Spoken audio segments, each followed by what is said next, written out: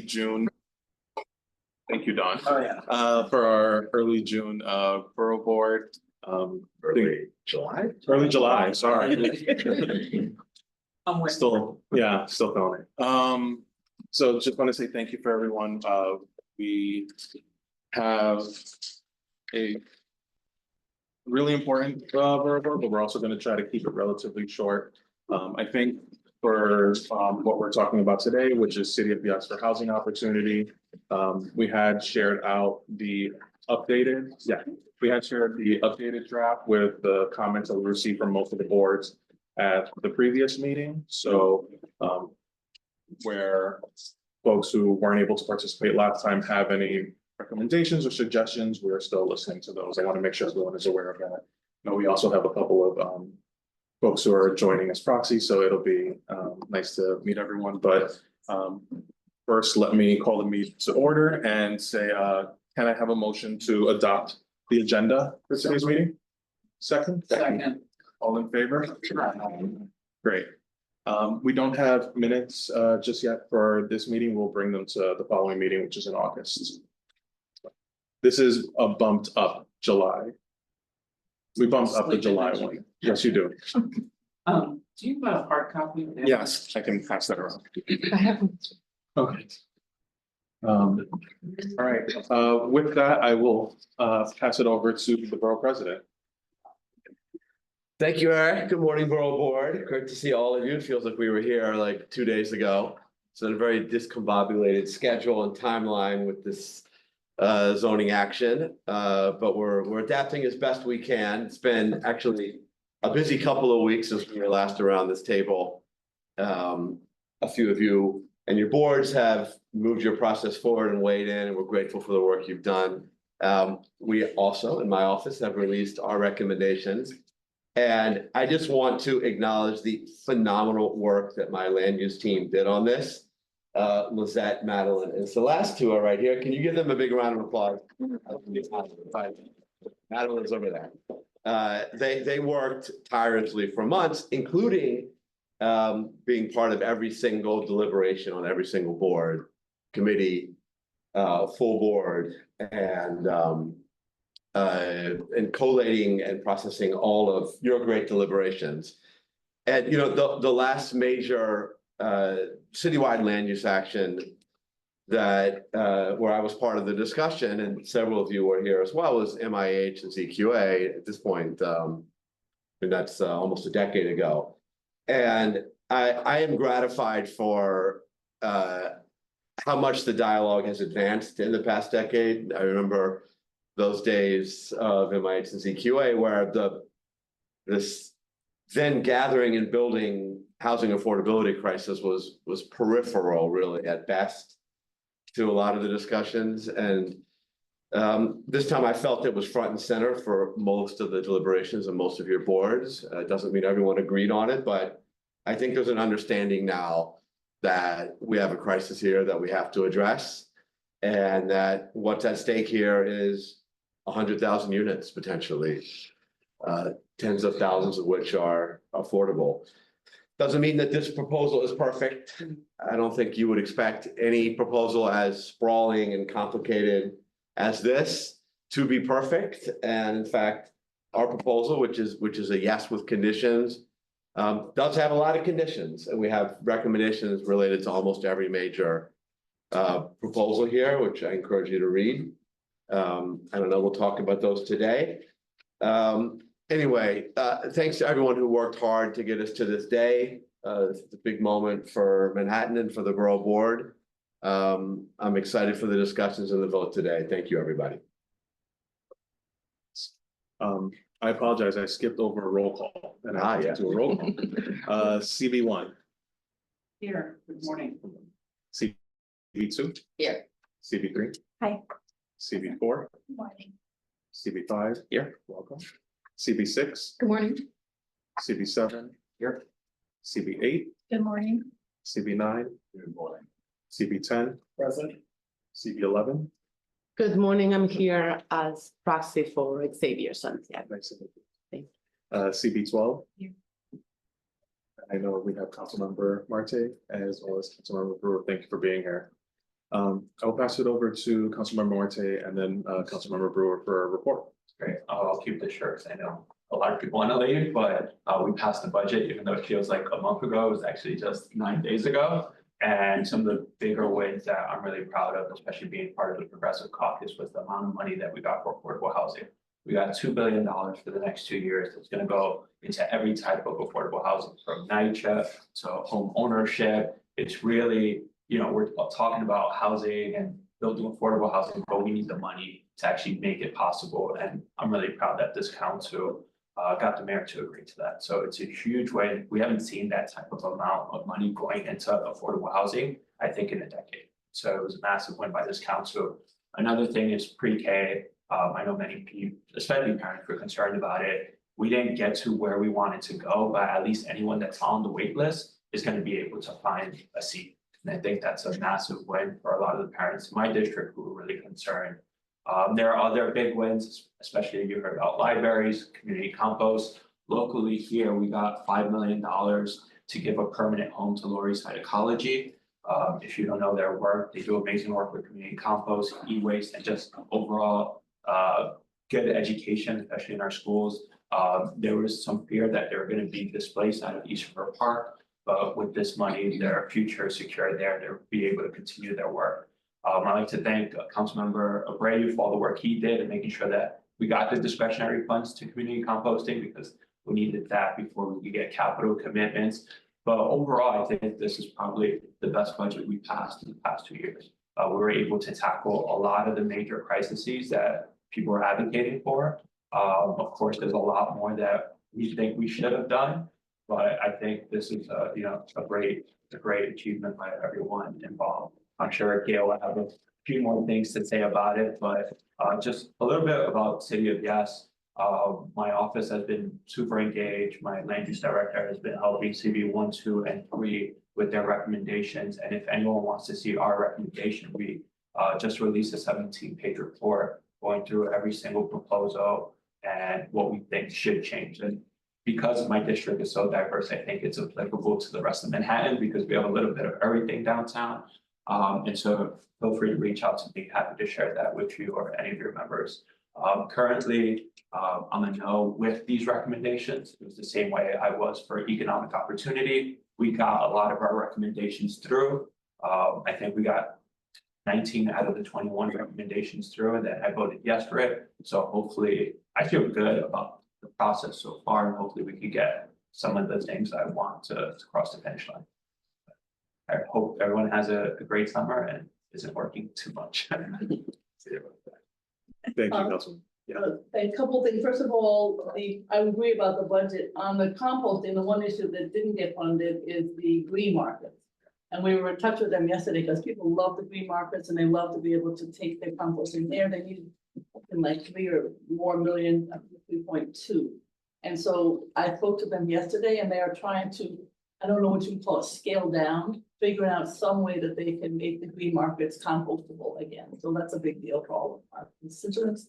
The other issue that I'm happy about are the clubhouses.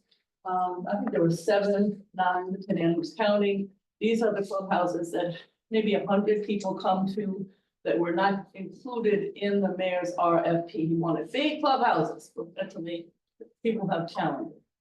And guess what? The small ones were even better than the big ones. So long story short, to the credit of the speaker, money's there for the clubhouses. The one on the west side, I think elsewhere, where people go and get support that they need. And it's much like a home when you walk in. So that's a big deal for our community and elsewhere. I'm not gonna, the budget is pretty clear. We all got quite a bit of capital money, which is also what's needed. The parks also, again, good money for the parks, never 1%. And I have to say, if we want to be equitable in our city, we've got to give more money to parks. So we've got as much as we could for some of the hot spots and some of the safety concerns, et cetera, but we need more money for parks. I want to talk about cannabis for a minute, because that's something that I've been working on, to put it mildly. The sheriff is out there closing. The issue is to be sure that he puts the service correctly, because some of them are getting thrown out of Oak because the service has not been done correctly. He's doing a great job. The people who own these, I have to say, are really bad people. There's one in my neighborhood during the day, they put closed and then they open up at night. So that the sheriff doesn't come around during the day. Doug and I know that. Another case, they've cut the padlocks at least 3 times in different situations. I've never heard of anybody cutting padlocks that have been put on by the police department and a city agency. And the list goes on.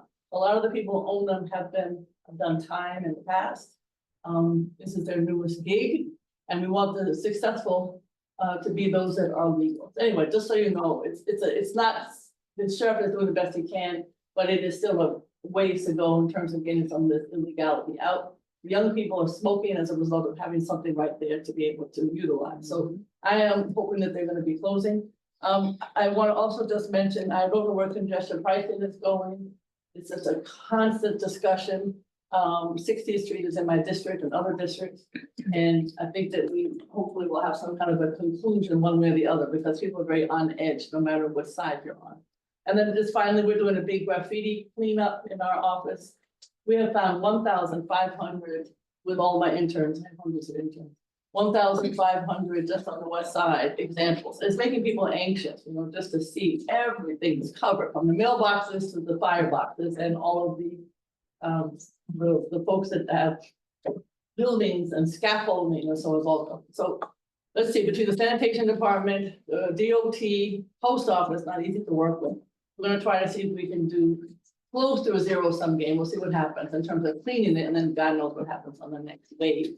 But we're gonna try. I am not gonna take a position yet, waiting to work on our city of guests, but obviously a lot of work has gone into it, and I have a lot of experience on ULURPs and this kind of discussion, so we will be weighing in. And thank you very much. Thank you so much. All right, with that, I think we're ready to jump into our one business item, which is a discussion and vote on the proposals ahead of us. So we're just gonna jump right in and I just want to thank John from DCP for being here with us in case there are any lingering questions from boards we didn't get to weigh in last time. We want to take up proposal 1 again, focused on town center zoning. Does anyone have any comments or conversation before we take this up to a vote?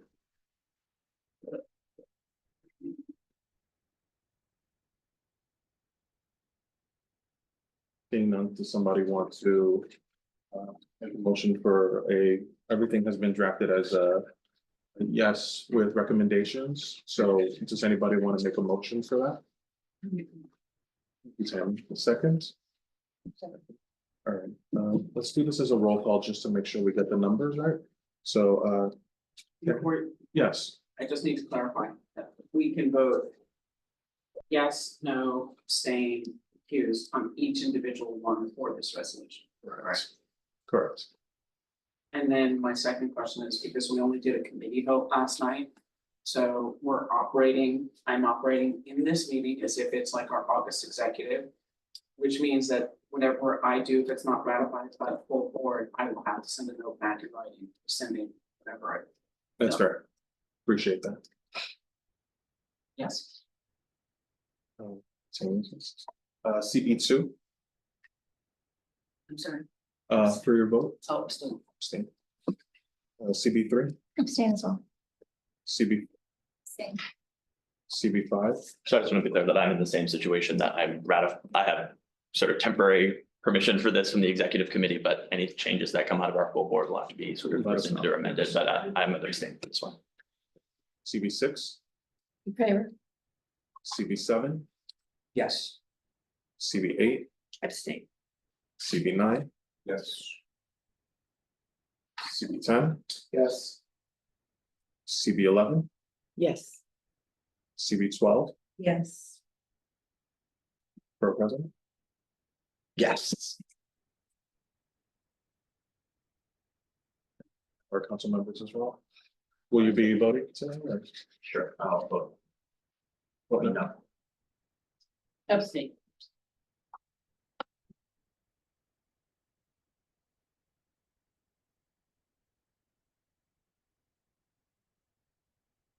Vote of yes. Yeah, 8-1. Okay, great. So we passed proposal 1 there. Thank you very much. Everyone. Proposal 2, transit-oriented development. Does anyone have any discussion or notes before we weigh in on this one? What was the final? I'm sorry, what are the votes? Can we announce that? 8 favors, 1 no, and 6 abstaining. Oh, okay. So proposal 2, any conversation or question? I'll take a motion for a vote. So maybe. Thank you. Seconded? We'll do a roll call vote on that one as well. Yeah, We're having a discussion over here and I think it's really right and relevant because when we come to full board, it'll be a question. sure. We went through, much like we're doing now, all the individual ones. And then at the end, it was even with whatever our individual comments are, it's a yes, no. A yes, a yes with conditions, a no, or a no unless, correct? Correct. For the whole McGilla at the end. Oh, so we've, I mean, I don't know if you want to I'm just wait on how checking we're the matter. submitting. So for the resolution as it's drafted, we're taking each proposal with a yes, no, with or without condition for each of those. Those are the votes that are taking place right now. We didn't opt to draft it, to do a general vote for the whole proposal in that way. But we can certainly take the vote and add that, to the draft resolution, the majority of them. Brad? In line with that as well, I think I mentioned this to you earlier, is that we have some recommendations that I don't think slot neatly into any of these buckets, so I don't know when to raise those items if we're not doing sort of a general vote for. Sure. For this. Do you have a recommendation on the format for that? Yeah, I think we did this for economic opportunity as well. There was a final section at the end of the borough congressional, if I recall correctly, where we just said in addition, these are concerns or requests that we're making. So that is where we would reflect those. And again, I would think that the right time is the right way to do it would be to go through each of the individual proposals. And then at the end, if there are recommendations or issues that folks want to bring up that don't fit into those, then we can talk about those after. Okay, thank you. Wait, so just to clarify, so will there be an overall vote? That's what I'm just not still getting. We can do that. It was not contemplated, but we can certainly do that.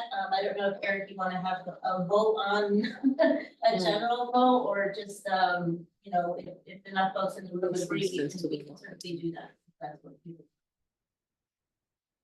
For instance, my board voted no, but we have recommendation. There were individual orders that we did say yes, so I wanted that to be, I think, for the record, it should be reflected. Okay. Yeah, that's what we're doing with each of the individual proposal votes. But again, if people feel strongly that they want to have the yes, no without conditions for the general proposal, we can do that. Yeah, we can add that in. Oh, I was gonna say, I felt like that's kind of messy, just because I'm like looking at the language as it's where the result is right now, and I feel like as we get closer to some of the more contentious items, I can't see how we can kind of have one general vote. And I actually like the formatting because it allows for the nuances of like lower Manhattan versus upper Manhattan for some of the more contentious. And this is our way of getting both of Yeah, those in, so. so. So I don't know if folks feel strongly about a full vote. Let's see, No, go at the end. Because we also have things that don't fit into the buckets that they have Right. that were super important and the dialogue was wrong at 10 o'clock. And those will be additional recommendations. So I think where we at was, take number 2, a vote. Anyone want to, I think Susan had you hadn't made a motion? Oh, I made a motion to just from the. Seconded? Second. All right, let's do this roll call again. CB1 I'm gonna abstain. is the transit oriented Yeah, development. come back to me. Okay, I'll come back to you. CB2, CB3, Abstain. CB4, Abstain. CB5, Abstain. CB6, In favor. CB7, Favor. CB8, Abstain. CB9, abstain. CB 10, Support. CB 11, Yes. CB 12. Yes. School President, I Support. think you're coming back to me. and coming back to you, I Councilman Murphy. Permission to correct my first proposal. Okay, I want to abstain from that one and I vote yes on number 2.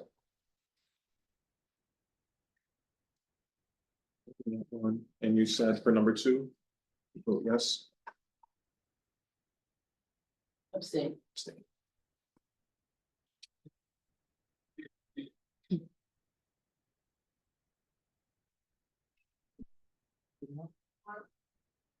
I have Marcy. And 10, Yes. Yes, that's a yes. 8 yeses and 7 abstentions, 0 nays.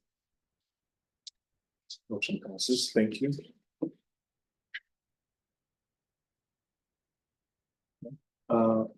Proposal 3 on accessory dwelling units. You'll see some of the comments that we had from our previous conversation in there. Does anyone have any questions or comments before we go to a vote? Like, I'm just wondering, there isn't anywhere specifically in here that we talk about the revised setbacks. Is this the only location where we talk about that rear yard setback? Revising from 30 feet to 20 to Yeah, this 20. would be, sorry. Proposal 3, I have down as ADU. So it's not, it really is not this issue. Maybe that discussion would go at the end then, but Yeah, it's just that it does mention the rear yard setback specifically here. yeah, we could do either or, if we have them already here and you wanna add to it or, you know. Because our concern wasn't ADUs, it's a general zoning concern. Okay, So, I think then we should look at it then. Yeah, okay, thank you. definitely it's not tied to this one. CB7 had a similar concern, which was that we wanted the 30-foot to be maintained in high density areas, and if it's not, then it would be a no vote per board. So I don't know how to apply that. So we're a little bit closer to where that is, because we had concerns with air and light. Big issues for us, and we were looking for the accessory dwelling units to be restricted to zones 1 through 5, basically to protect any light and air that you have in the more dense environments. Because we don't want to lose anything that we currently have. I guess the question I have is, does this go in proposal 3? Or does it go in the end so that it's applicable to the areas that we're talking about here? It seems like the issue that CB6 and CB1 are raising is more general than ADUs. So if CB7, oh, sorry, it's okay. Oh, no, it's sorry. 6 and 7. I'm sorry. And we're Six, back seven, to- one. So if it's combined to ADUs, then I don't think it technically does not capture the concerns we're hearing from 6, 7, and Right. 1. So. I think it goes in both, no offense, John. Oh, yeah, okay, sure. You heard the loud conversations last night about it. I did, yeah, but I'm just saying, if it stayed just an AD in the AD proposal, that it would not capture the full breadth of the concerns that we're hearing. Right. So I'm willing to entertain both, but if it makes sense, it sounds like it makes more sense at the end we can put it up at the top of recommendations. Would you prefer doing both? I prefer both. Okay. And specifically for us, we said, no ADU should be restricted to 1 through 5. Residential zoning 1 through 5 to protect the high density districts. Do we have any potential of light and air in it at the moment?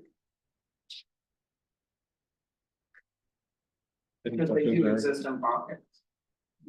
So it's gonna be separate.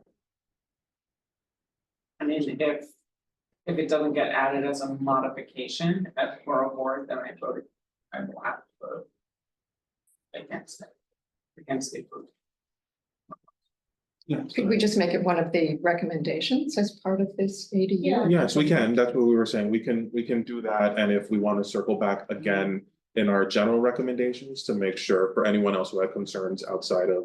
But that request to have it be just in zones 1 through 5, we can vote on it separately and add it now. If that's.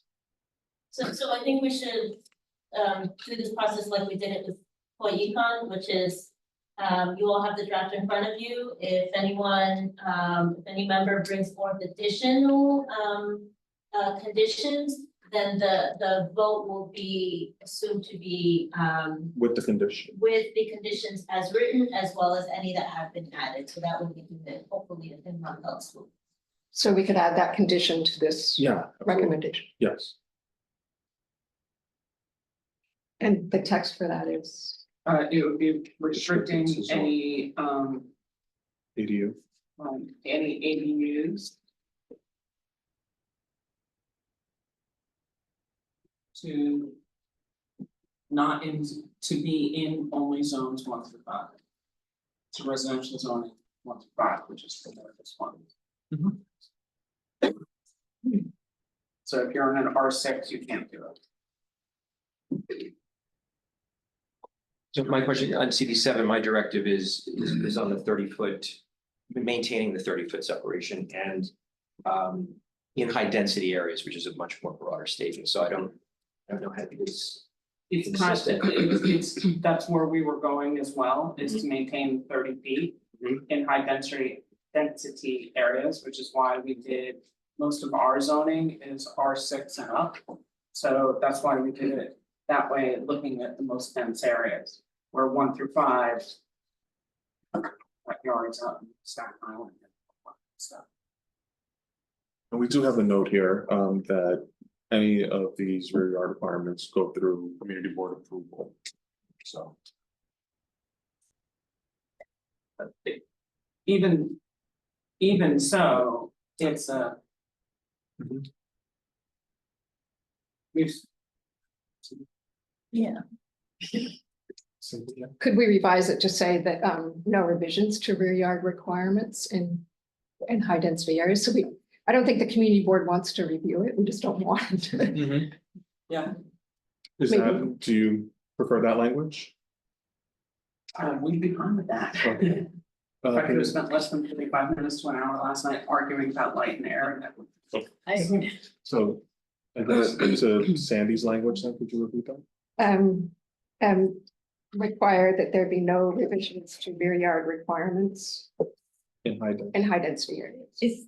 But is this only linked to the ADUs? I'm only saying this because I can't vote yes on any ADUs, but I also have to vote no on the reduction of the yards, so, Reduction of the yards, we're going to do separately. okay, all right. Yeah, I just want to make sure that. I think that it's like one of those, put it in early and often, to get your point across. Okay. Like, we said no ADUs in high, restricted to only 1 to 5. Okay. And then we have the no one. No large discussion, 20, 25, 30. Thank you. So I think with that, unless there's any other comments, we can move to a vote And what, just, I understand, what are we voting on? It's as amended? as amended. And can I just hear the amendment so I know that with conscience I can vote? Does that deal with that? So we are striking the first recommendation, that says that, if any changes to rear yard requirement, would have to go through the community board review. We are keeping, So you still want to keep that, so, so yeah, I'm going in order, and I'll read that one at the end. If people feel strongly that they need to be in a particular order, we can do that as well. And just so everyone knows, we do send the draft of the resolution, once again, to folks after this meeting. We are keeping, amend the proposal to ensure that neighborhood character is preserved. We have added that ADUs are restricted to R1 to R5 districts, and adding a recommendation that the changes to rear yard be struck. I just have, I just don't know why we would want to take Strike the community first. boards out Yeah, of. I think we still want the to equation. leave that one in. The first one, the required community board Mhm. approval That's and huge. review. So we wanna keep that. Yep. Okay, And so my understanding was we're just asking not to, we don't want the community board to review it because it doesn't exist. right, that's Is the, the one. In the 1 through 5, so we wouldn't need to say we require community review because. Well, but Doesn't you want It's to. covering, you wanna cover your bases. You Yeah. wanna leave community review for areas of 1 to 5 if it doesn't get through, right? Community review should be for everyone, but we in the densest neighborhoods think that it should only be for 1 to 5, Understood. right? Did I get that right? Well, just leave it. Okay. So we'll, we can, I will change the language and put that one at the end and just say that required community board of review and approval for changes to review requirements if they do remain in the. Right. so I think with those recommendations in, Doug, you have it now. If someone wants to make a motion, on the vote, Motion. so, second. Okay, to this roll call again, CB1.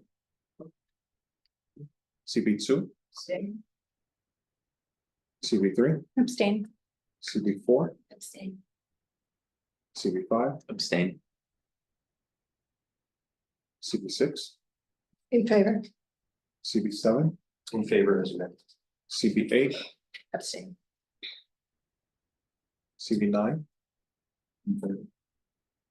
CB10, Or CB11, Yes. CB12. The borough president is in favor. It's Councilmember? Same. And Councilmember.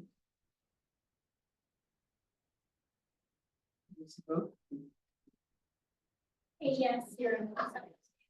Yes, thank you.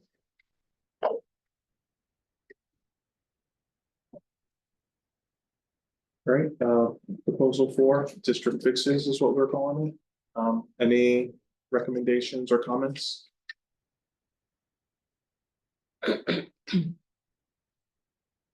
Seeing none, I'll move to a vote. We want to vote on proposal 4. Is there a motion to vote? Shannon, Second. thank you, Susan. I will go to Tammy. Come around to it, I hate going first. Okay, Right, district fixes. CB2, Abstain. CB3, Abstain. CB4, Abstain. CB5, Abstain. CB6, In favor. CB7, Abstain. CB8, Abstain. CB9. CB10, yes, CB11, Yes. CB12. Yes. Yes, Councilmember Martin. Abstain. Councilmember.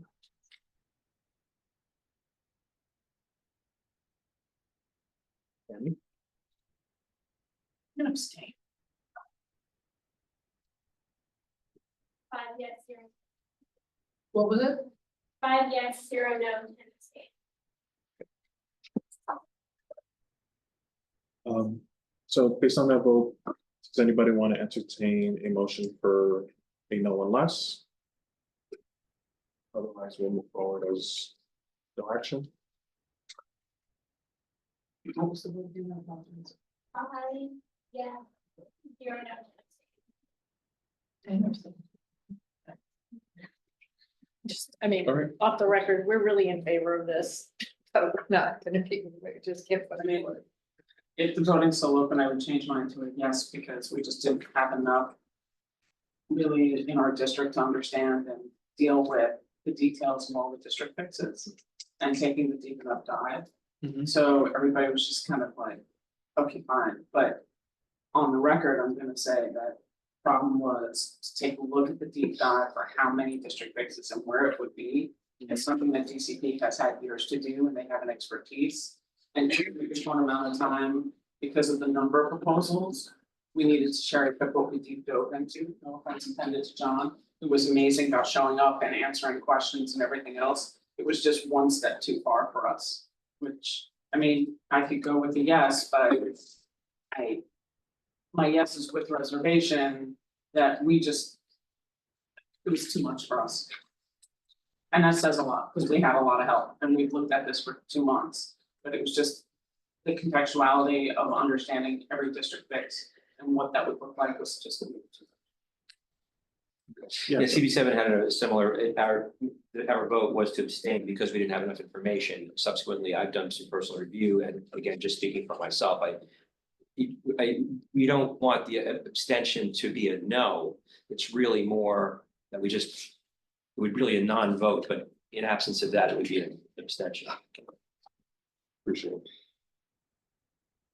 I think we can move on to, sorry. Do you have another?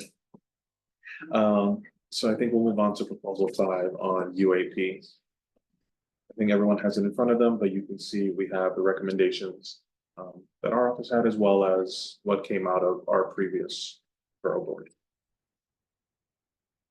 Question. Yes. In bullet number 1, where it says maintain contextual height and bulk requirements within special zoning districts. Does that mean the preservation of RAB? Those would not be typically in a special zoning district, those are just the underlying. Okay, So RAP issue is a separate okay, issue. I just wanted, I didn't think so, but I was hoping that it might be. So I'm gonna ask that same kind of question, when you're looking at maintain contextual height and bulk within special zoning districts. John, we had a conversation last night about, like, for example, the Tribeca district, and I understood that actually there would be additional height and bulk allowed in those, so where this says maintain. Are we then saying exempt special zoning district from the height and bulk changes under UAP? That's what I'm trying to understand, because you know, That's what that, like,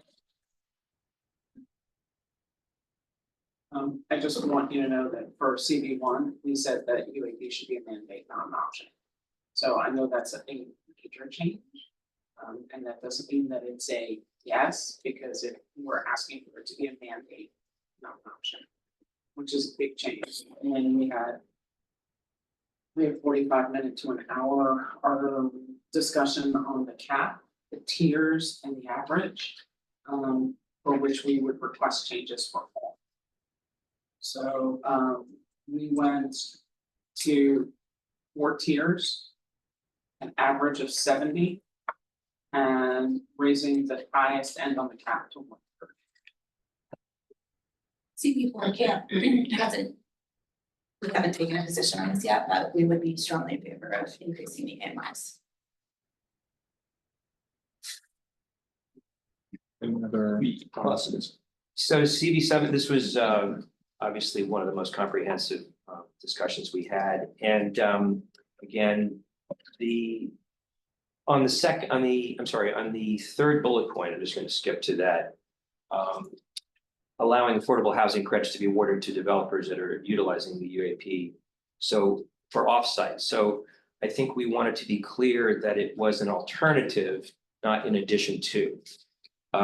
So that and our suggestion was that if the developer maintains 30% affordable in offsite property, that they would get a 20%, they would get the 20% bump, but not in addition to the onsite. So it's not 20% plus 20%. And I don't know what the intention is, if it was to pile it on or it's an alternative.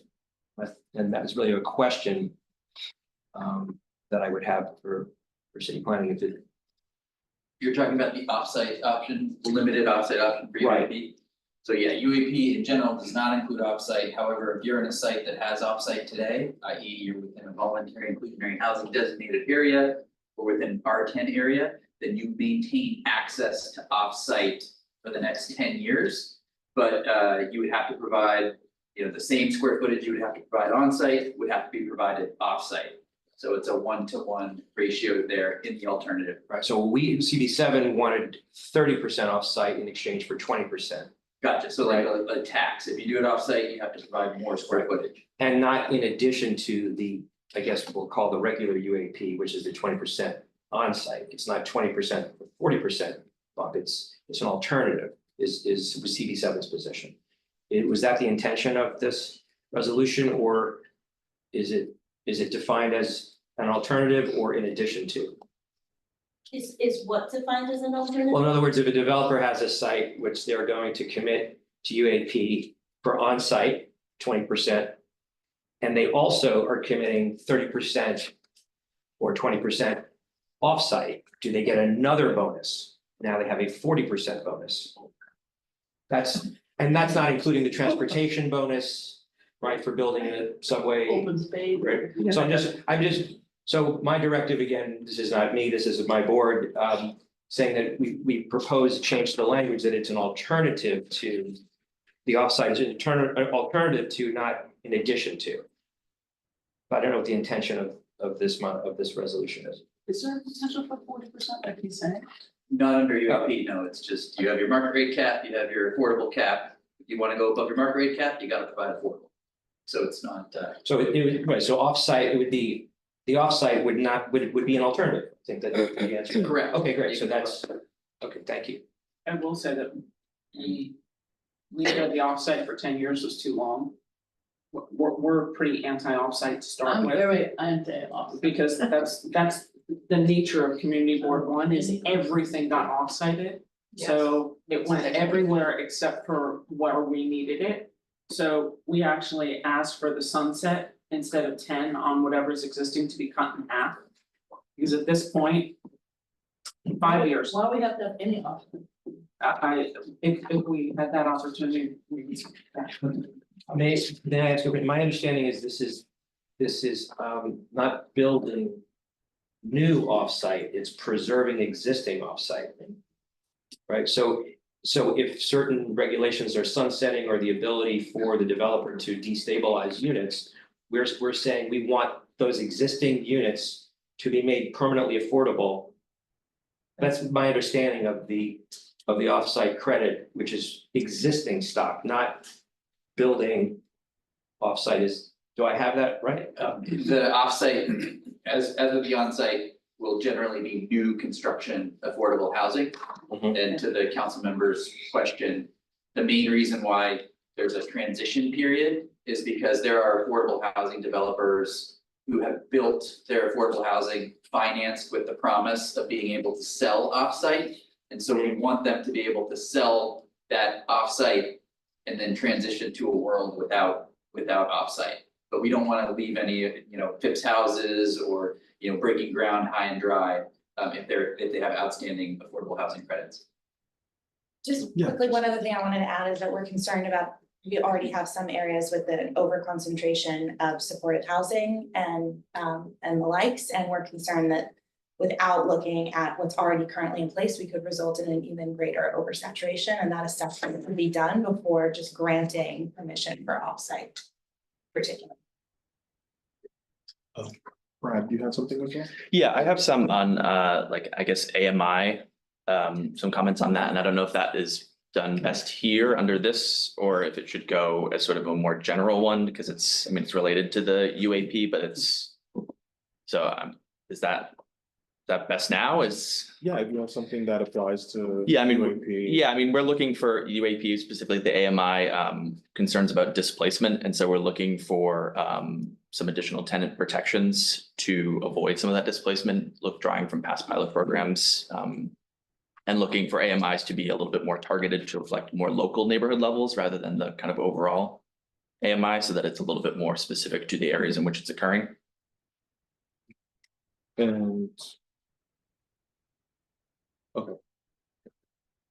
I was just thinking about the AM, because there's the mixing level goes up to, is it 100? The cap in the current proposal is 100, you can average, but you can't go above 100. Right. Okay. So do we have some of those recommendations? So I've heard both higher AMIs and local AMIs, so it'd be great to get some consensus on that. I will say if we can't reach consensus on a particular recommendation, either because we can't reach it or because half the members want one thing and half the members want something very different. You still have your individual recommendations, that you can submit through your community boards. But if it's sort of a draw or we can't get enough votes in favor of one, particular recommendation to be added, then I would suggest that we just, leave it to be submitted by each of the community board. It's a little too nuanced for that. That said, I think it might be a catch-all to say to have more localized AMIs. That might be a good compromise here for the UAP. I mean, my question is, was that John basically said to us last night that there's no quote localized such a thing as AMI, that everything's based off of the HUD. In general, everything's based off of HUD, and there's no other place in city zoning that does any local AMI.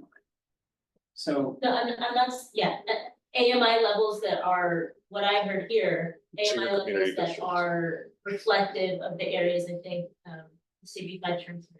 Brad, Brad? yeah, Brad, as Brad mentioned, that are reflective of the local community, I'm not talking about restructuring the way HUD does AMI levels. Is that something that folks, Can you explain that greater, because does that mean you're raising the AMI caps based on the local? I mean, it's more so that they are targeted to the local, so that like the incomes of our district are different than the incomes of other districts, obviously, so that those targets are more targeted towards the area in which the development would be occurring, rather than being sort of the broader AMI, which is a little bit more of a broad brush. Yes. And I mean, CB6 is considered a wealthy area, so that would restrict us to high IMIs, which is kind of counterintuitive to what you're saying.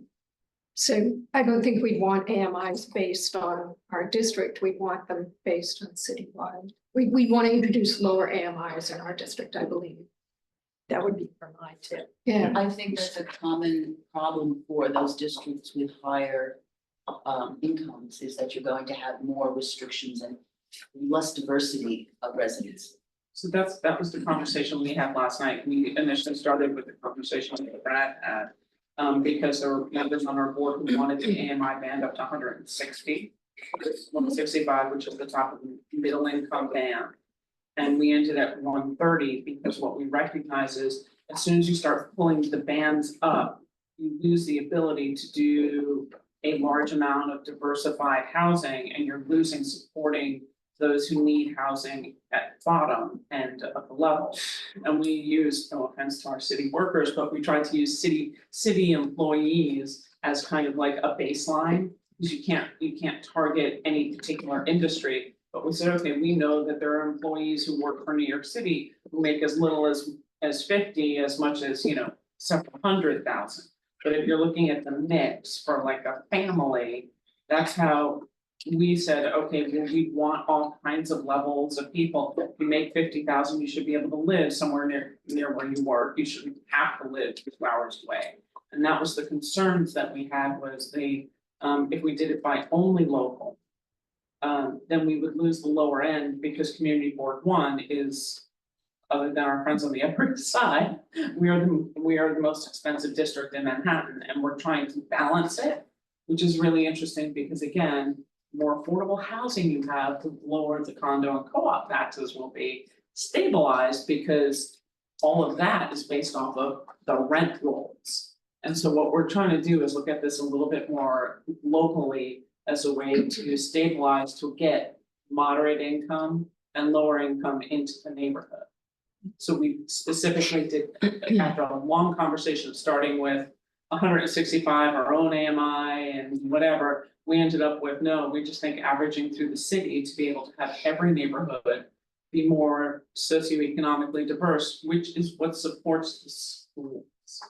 Right, what we're always looking for in Community Board 1 is a way to support the schools, the streets, the street life, and the grocery stores, right? And to have people, not seasonal housing, but more people housing. Primary housing.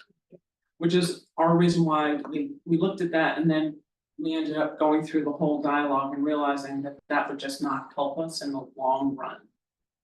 It would actually hurt us for diversified housing, which is what we're desperate to find.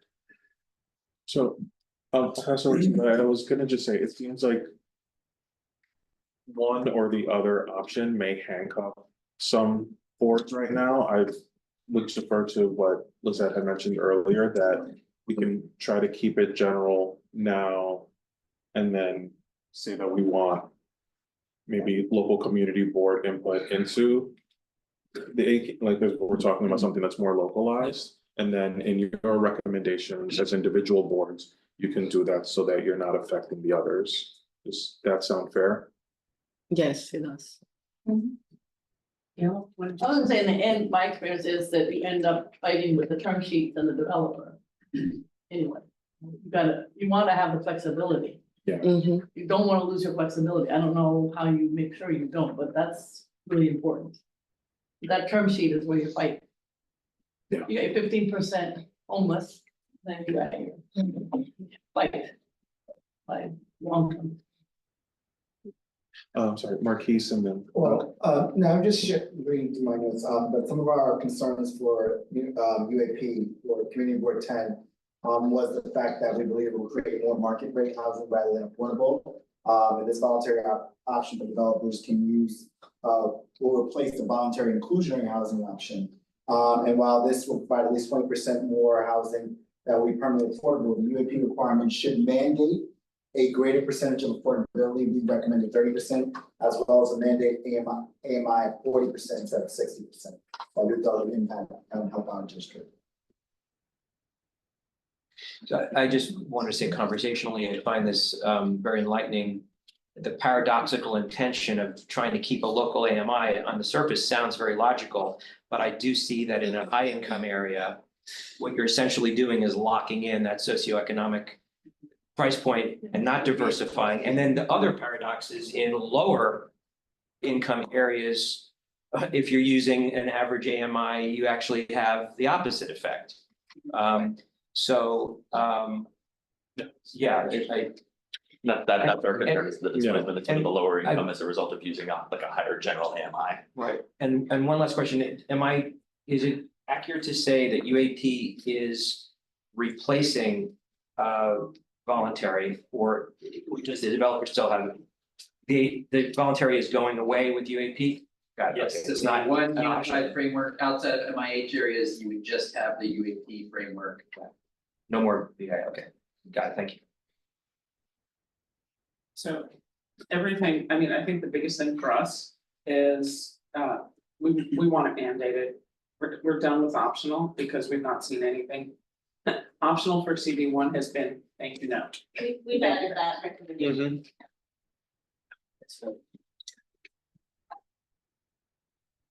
Thank you for the discussion. We also, I think this was trying. Was that, can you read back all of your?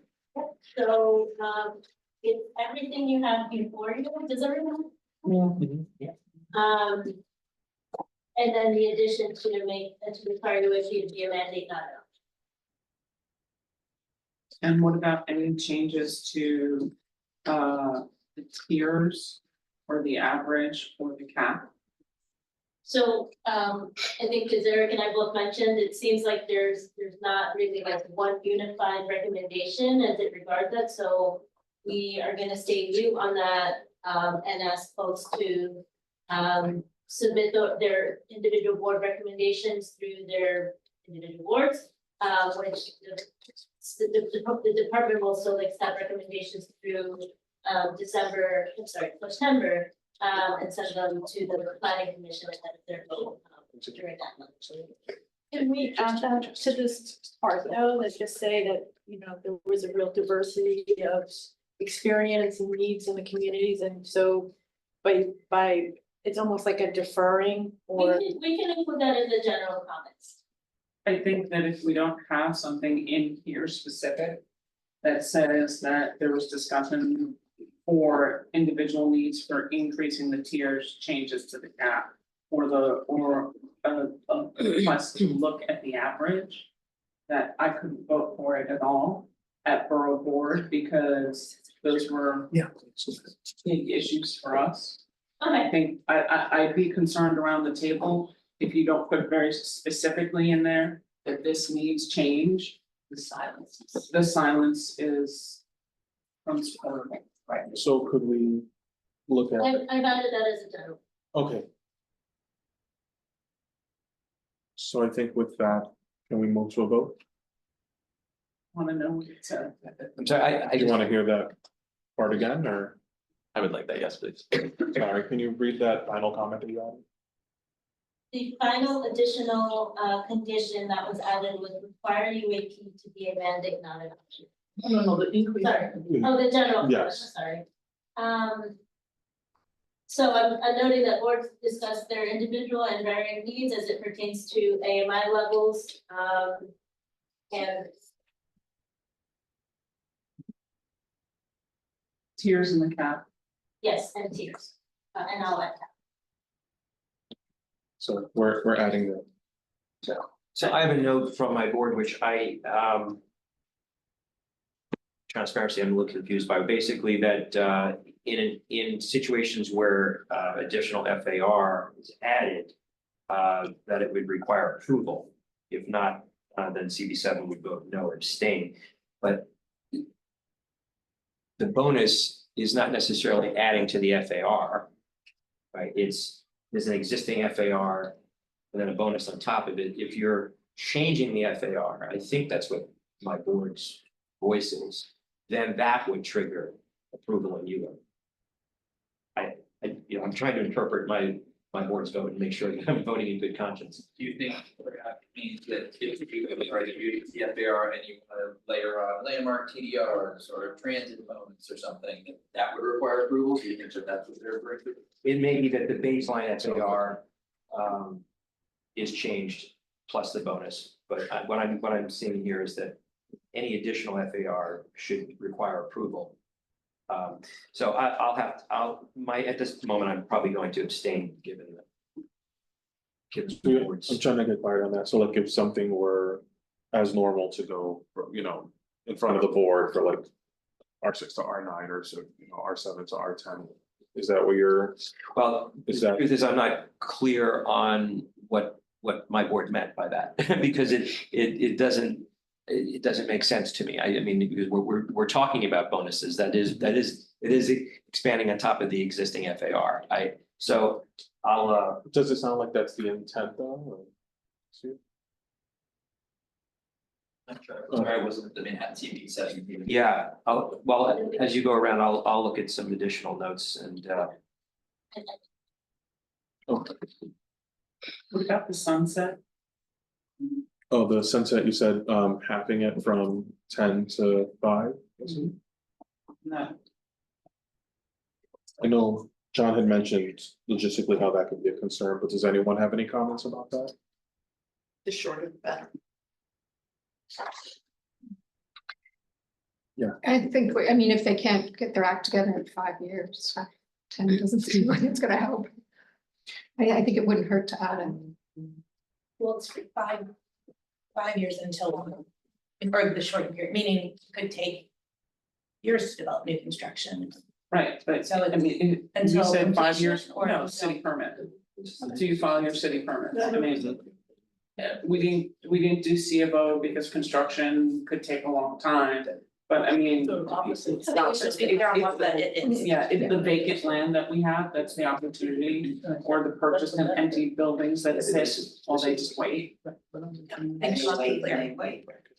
So it's 5 years to issuance of permit, Right, building permit. that's, right now, it's currently at 10, they get to sit here, but I mean, none of us are on. I'll go with that one, or it seemed like there was a consensus on that, but So we'll add.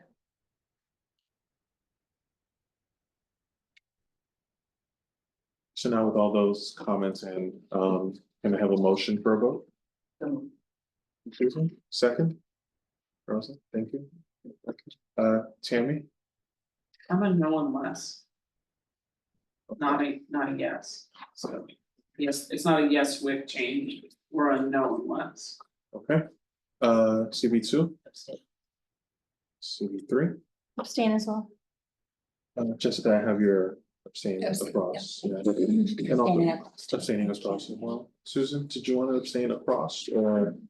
I'm sorry, They're gonna be abstaining across the board since they're. I have to. Okay, just, it's helpful, thank you. CB five, We're, yes, with those, with the conditions. CB six, Yes. CB seven, Abstain. Well, we're gonna abstain across except for the reduction of the 30 feet. And just an FYI, we're probably gonna vote mandate on this, but we want to preserve our RAB, so that'll be a carve out. CB nine, Yes, with conditions. CB ten, No. CB 11, Yes. CB 12. Yes. Oh, President, yes. Actually, one more saying here. Abstain.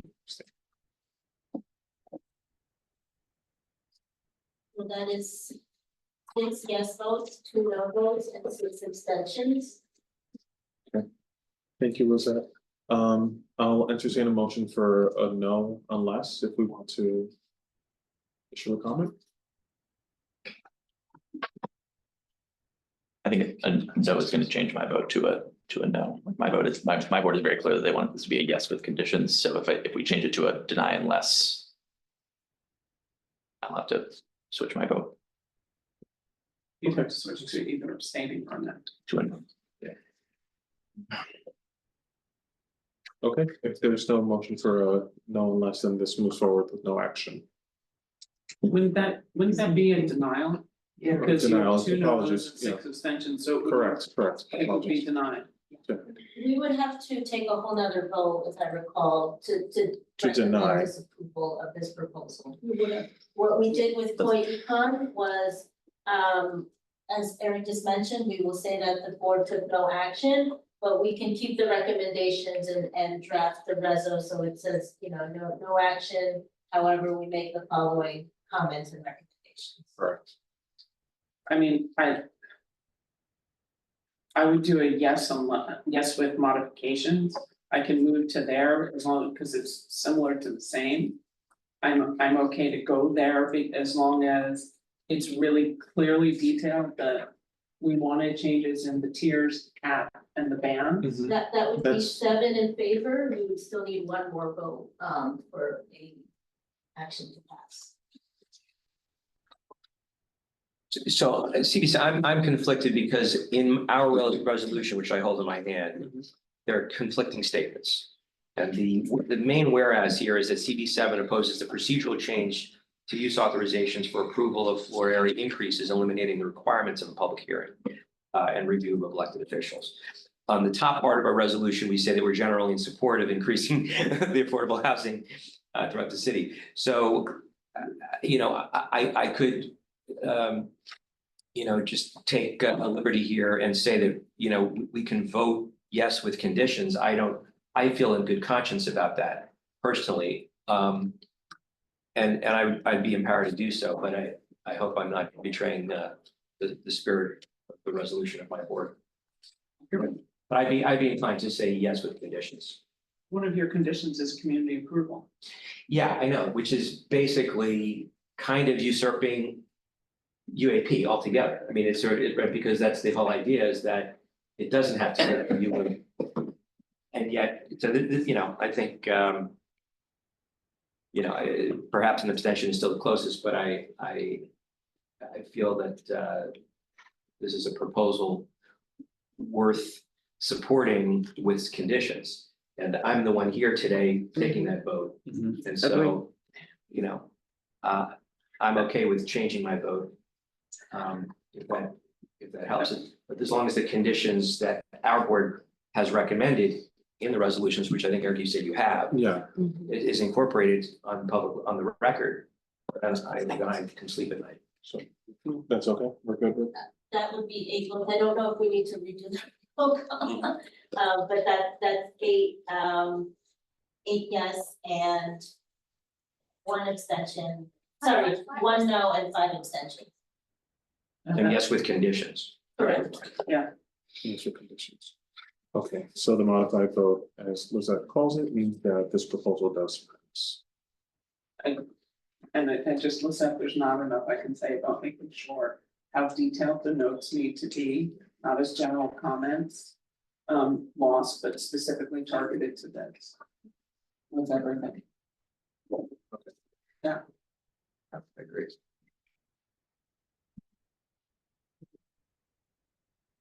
I'm making a note of it as well.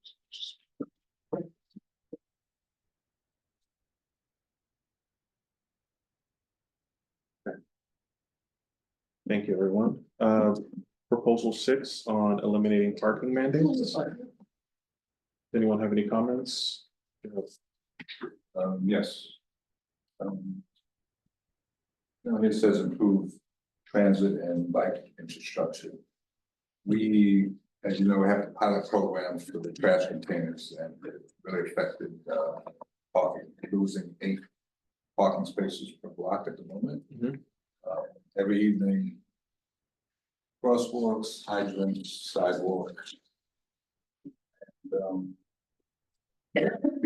I know the statistics say something different about car ownership, but it often doesn't take into account people who register cars in Jersey, Connecticut.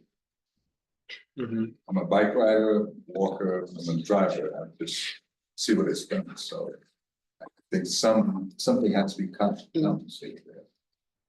Whether it be municipal parking or some parking allocated for new buildings. So we are actually kind of the opposite point of view of that, we should eliminate the parking allowance and instead tie it to like the number of units, so that it's a smaller percentage for our district. So we are sort of looking to reduce the amount of parking provided in buildings rather than increase or allow it. So that would be an issue for me to vote for that amendment. Yeah. We wanted taken out that improved transit and bike infrastructure because there's already things in zoning text that says about bicycle storage, which we asked and confirmed last night. So we didn't feel that needed to be in there. But what we did want left, as we understand it's not required, so it's optional. There was long discussions and it's part of it was here, part of it is in some of the other places about having requirements in conversions and in residential that the infrastructure usages are done inside the building. And if that affects parking, we didn't care. So in other words, we're looking to get all garbage to be inside, not on the sidewalks anymore. We're looking for delivery spaces within. So if it's not necessarily parking, but loading, unloading, move-ins, move-outs, all of those kinds of things that block the streets and the sidewalks, we want to make sure go in the building. So that was the only, we didn't, parking is parking, but our thoughts were, it's not about the parking mandate as much as it is the usage mandate for what those things are parking for. If that makes any sense. It does. Would that go under general if it's not specific to, like it's close to the parking mandate, but not specific to? I think it's a general comment for sure, but we also did it under at the very end. When it came to some of the overall general things. The amenities. But thank you, the amenities. Thanks, John. So I mean, I think it's worth referencing here. In so much that parking, removing the mandate for parking does not remove the mandate for the infrastructure that's needed for amenities. Thank you, John. Yeah. Yeah, sorry, Mark. So my community board, we had a lot of problems with this in that because it becomes optional for developers to do for parking. a lot of our discussion centered around, at that time, congestion, pricing coming. And so it's still, right now, we don't know what will be in place, I guess, with the governor and the state legislature. So we have some concerns about, the fact that already our community is used as a parking ground by outsiders who, or from other boroughs who come uptown. So we don't know what, the impacts will be, and we think that having, required parking is still important for uptown at least. And so, yeah, we couldn't support this. Yeah, I just want to say that, John has talked about this before, but I vehemently disagree with him. The absence of the parking mandate in Manhattan for the last 40 years has resulted in the part of the reason that we have a situation. It hasn't reduced the number of cars in Manhattan. It's only increased the cost of parking in Manhattan. And again, I don't understand the drive. We're talking about affordable housing. And at the same time, in my opinion, trying to make Manhattan only for the wealthy and healthy. And that is not in line with affordable housing. And throughout the congestion pricing hearings, we heard from New Yorkers who make $65,000 and less, who require a car, and we want them to be in Manhattan. So why we would go ahead and make them same mistake of getting rid of the parking mandate in the other boroughs, I don't see why we would support that. And while I'm all for the improvement of transit and bike infrastructure, having grown up in one of those other boroughs, it's not going to be in my lifetime or my child's lifetime, or hopefully if they have in their grandchild's lifetime, that there would be enough public transport to move people from Brooklyn to Queens in less than an hour and a half. And so I would urge, I mean, we're going to abstain on this, but this was one that we really felt strongly about. And I think, contrary to CB5, we would want to look at restoring the parking mandate in Manhattan. All right, It's really interesting. yeah, I appreciate all that feedback. I don't know if there were any comments that were added from that, just because. I think your comment on amenities is more of a general comment, so we'll include it under that one. I heard one request to strike the existing condition, but no other folks joining that. Yeah, that's- Which connection? The The condition that's already drafted, include transit and bike infrastructure to ensure that people are less. One thing I want to mention, which nobody else does, is I don't have a car, so you have to rent a car. You know how goddamn hard it is to rent a car. Oh my God. So we need, if you have, I mean, I'm gonna abstain, because I don't want a lot of parking. However, if there is parking, some portion should go to rental cars. Because you just can't find one, and of course, the cost of it is phenomenal. Now, there are the zip cars or whatever they're, which take parking away, but no wrong. But we've got to have some discussion about Manhattan. This is only a Manhattan issue, it's not an other borough issue. You cannot rent a car. If at 3 o'clock, there's one place left, you get a rental car after that on Saturday. That's it. And the cost is phenomenal. So the whole issue of, you don't want to have a car, you want to rent a car, you don't want to go to the airport to get it, good luck. That has to be discussed. I got one, Avis, it's mandated on 76th Street in the garage in a new building. Every new building should be mandated if they have parking at the whole. Must have rental as part of that. That's we never even thought of that, but that's brilliant, because the biggest argument we have is people like their on-street parking, and people are not happy about having a zip car taking on-street parking. Correct. Plus it has that goddamn zip line, so I'm not taking. So that's Every new garage has to have one. Even people who don't drive normally occasionally need it, and that's phenomenal. And the biggest problem in New York City right now, we won't even talk about traffic, but when you do come back, it's not only getting the car, but returning the car. So anything that you can, that's a great idea. So I just, before we continue, I just want to be mindful of time too. I know some folks are going to have to go soon, and then we'll be very impacted on quorum. Yeah. So unless anyone has specific comments on this, I'm happy to move to a vote. So just to be clear, what are we voting on? Is that, correct me if I'm wrong, what we have right now is the striking, No, I heard one person say that, I didn't hear anyone else say that. did anybody else have any issue or comments on striking? that one? No. We recommend as, Approval Yeah. as written. so I think we're moving with this one as written then. With nothing on the parking. The only reason why I wanted that comment taken out is because not everybody can ride a bike.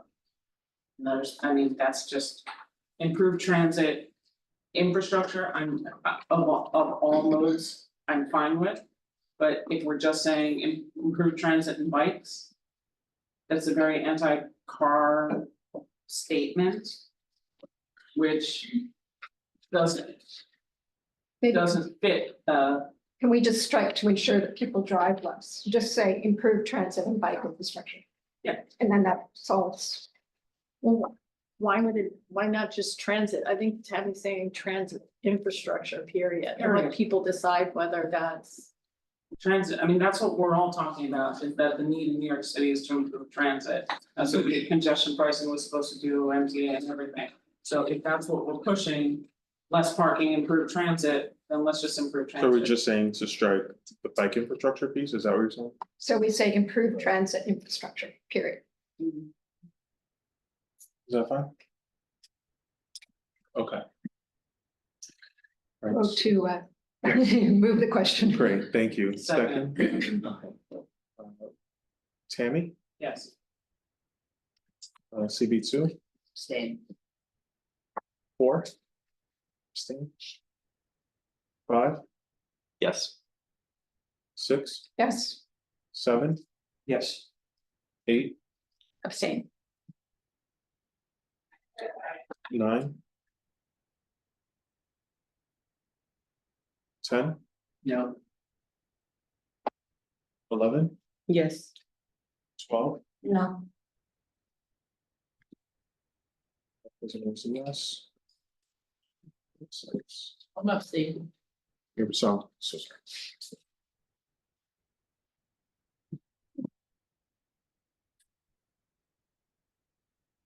Sorry, we've got 6 yeses, 3 noes, and 4 abstentions.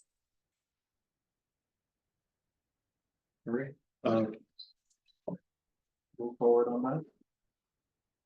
so does that mean we take no stands? I'm sorry, unless you have.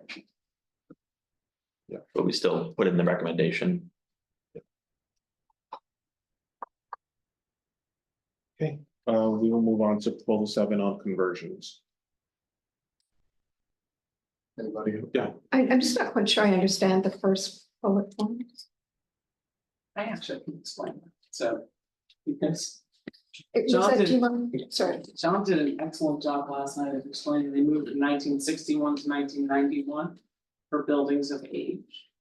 Right, and we actually agree with the rolling, and what that does is it applies to all buildings now. If this passed prior to 1991, but that means that in another 20, 30, whatever years, we'll have to have this dialogue again. Because city planning likes the definitiveness of a year in the calendar. Community Board 1 went with what the borough president said is set for a rolling date of 35 years from building construction. So that would be from when you got your CFO, so we don't have to have this discussion again. So it's just a rolling thing. Every year, it would be 34 years or 36, right? Every year is Right. 35 years, so Yeah, this roll. year is 1991, next year it'll be 92. Right. It rolls with society instead of, But buildings are theoretically built for 100 years. So to mandate 35 and say that's that same thing. My understanding of why it's typically been a 30 or so year interval is that's one financing cycle of a building. You assess at the end of that financing cycle, are we doing good? Are we gonna renew all these leases? Or, do we have difficulties and have to consider other types of uses? it has nothing to do with the architecture of the building or the durability. You just trap a finance. 5-year-old building.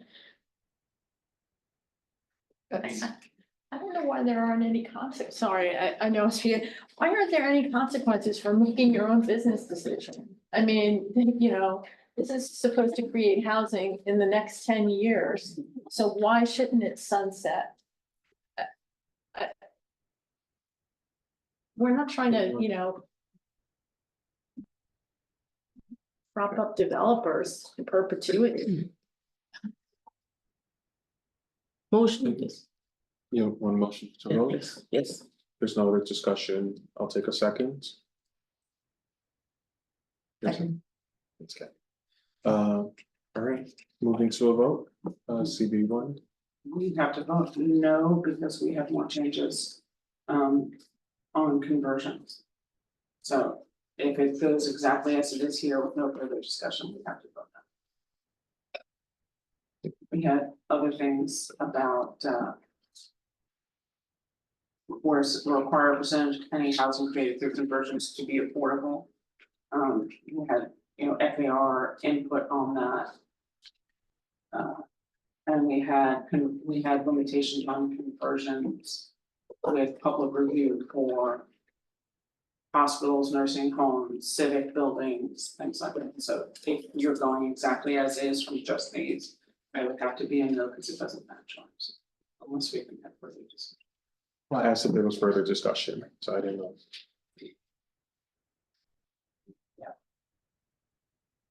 I'm sorry, I just have a question on that bullet point, the last bullet point, require public review and approval. Is that in ULURP? Not necessarily, no. It was a comment that we heard from a few community boards. I can't recall which one specified ULURP and which ones didn't. So it's more there as a broad catch-all. Right. My board again had the same issue with regard to the increase at FAR, but I'm personally satisfied with that last bullet point. Just currently, they're not required to have public review and approval, right? Sorry, John, is that That's right, the existing framework is as right. right? Yeah. For So- so we're- 371, 77 or 361 buildings. Mhm. we would So this extend is- from- Requiring any conversion to go through public review and approval. And what is considered public review and approval? Is that a special permit or is So that? that, like ULURP? I said, that's a catch-all term because Yeah. we've heard different things from different communities. Right. So shouldn't we be clear about that? Do we want, I don't think we want ULURP. I mean, that's We did when it came That's- to hospitals, nursing homes. changing a hospital to housing. Yep. So, sorry, I know we're in the middle of a vote, so I just wanna continue going through if that's all right. I just really think we need to clarify. I can't really vote until I Well, I know. would say it's a broad term here. Again, there are going always to be more granular comments for each of the community boards. So I exhort everyone who hasn't already submitted their recommendation to sort of hash out the details that their membership sees fit in their community board resolution. As well as adding in any additional comments if you already done it. So if you want to make it specific to whether that be a special meeting, if there's whatever that looks like for your board. Well, I mean, for our board, we'd want to say, please take out the requirement to have a public review and approval, which is, we'd ask this to be stricken, which is kind of a weird thing to, we're supposed to come up with a resolution from our board just for that. It seems kind of odd. Or if you support the other elements of conversion, but in your comments say however. However we to, do. Sorry. We thought that you should definitely ULURP. For the hospitals, nursing homes, schools, religious spaces and government buildings.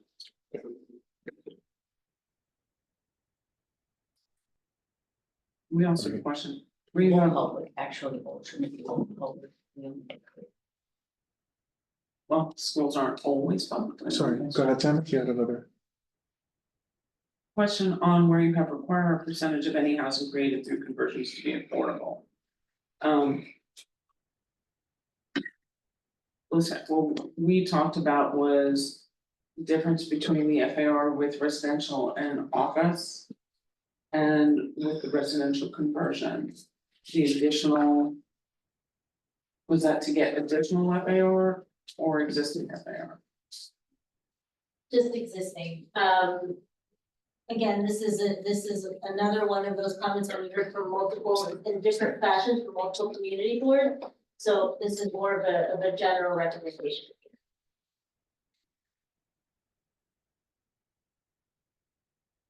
Having heard all that, we can continue with the vote. So on proposal 7, CB1 again, just make the check. Is the vote yes with conditions? Yeah, And will it be detailed on the thing that? I can't vote unless I know that there's other, like. Please see community boards for. Different opinions on public review, or some kind of language in there, because we are very specific about some of this stuff in here, so. yeah, I think that's been the general We'll thought, but include yeah, that we in can the- include that language specifically. Yeah. Sorry, Yes. CB2. CB4. CB5. Yeah, there are a lot of conditions that I think are not in the resolution, but I think none of them, I think in good faith, I can say contradict what we put in ours, so I think I'm a yes with these conditions. Thank you. CB6, Yes, CB7, Yes, with condition. CB8, abstain. CB9, CB10, Yes. CB11, Yes. CB12. Yes. So yes, and Councilmember. We're at 8 in favor, 0 opposed, and 5 abstentions. Thank you so much. We're almost at the finish line. So proposal 8 is on small and shared housing. You can see that we have one comment there. If anyone has any notes, before we move to a vote.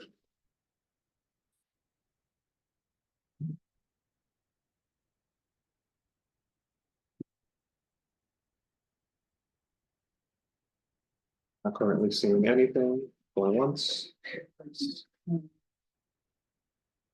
Sorry, there was some data I didn't see.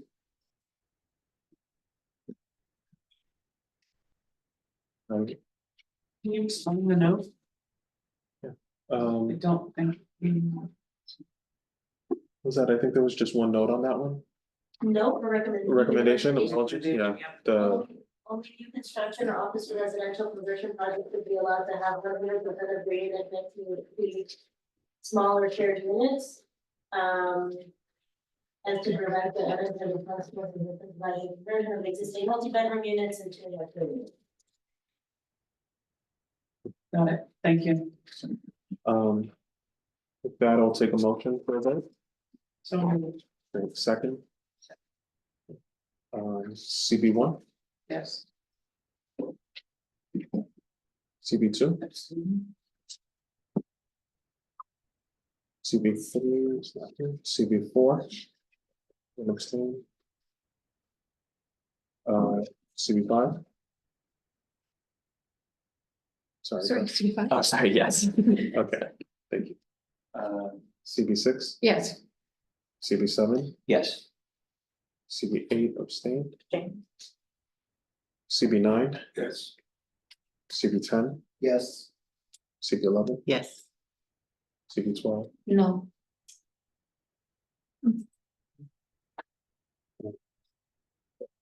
yes, and Councilmember Burr. Abstain. Abstain. It's 8 in favor, 1 no, and 4 abstentions. Okay. Thank you, everyone. And proposal 9 on campus infill. Yes. just again, at our last discussion, this is where we talked about the setbacks, the 30 versus the 10. And I don't know if it was sort of specifically for campus infill because that allows bigger developments. Is that something we could add? To not reduce the setbacks? Yes, I think it makes sense. Anyone have any concerns about that suggestion or? Question about setbacks related to campus info specifically. We have a few campuses on the Upper West Side, and one of the notes that came back to me was that first bullet point, it says includes community board notification. Felt that was not adequate, it should be review and approval. Special permit process as well. Yeah, I don't know if that, it was our word, but if that's what you're adding, sure. Yeah.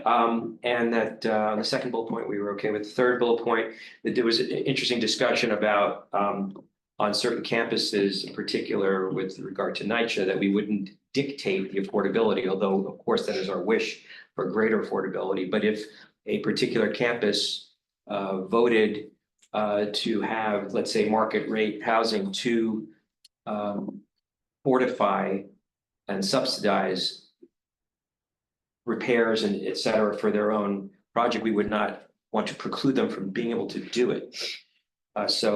We were a no on the third bullet point. Again, sort of a paradoxical intention there.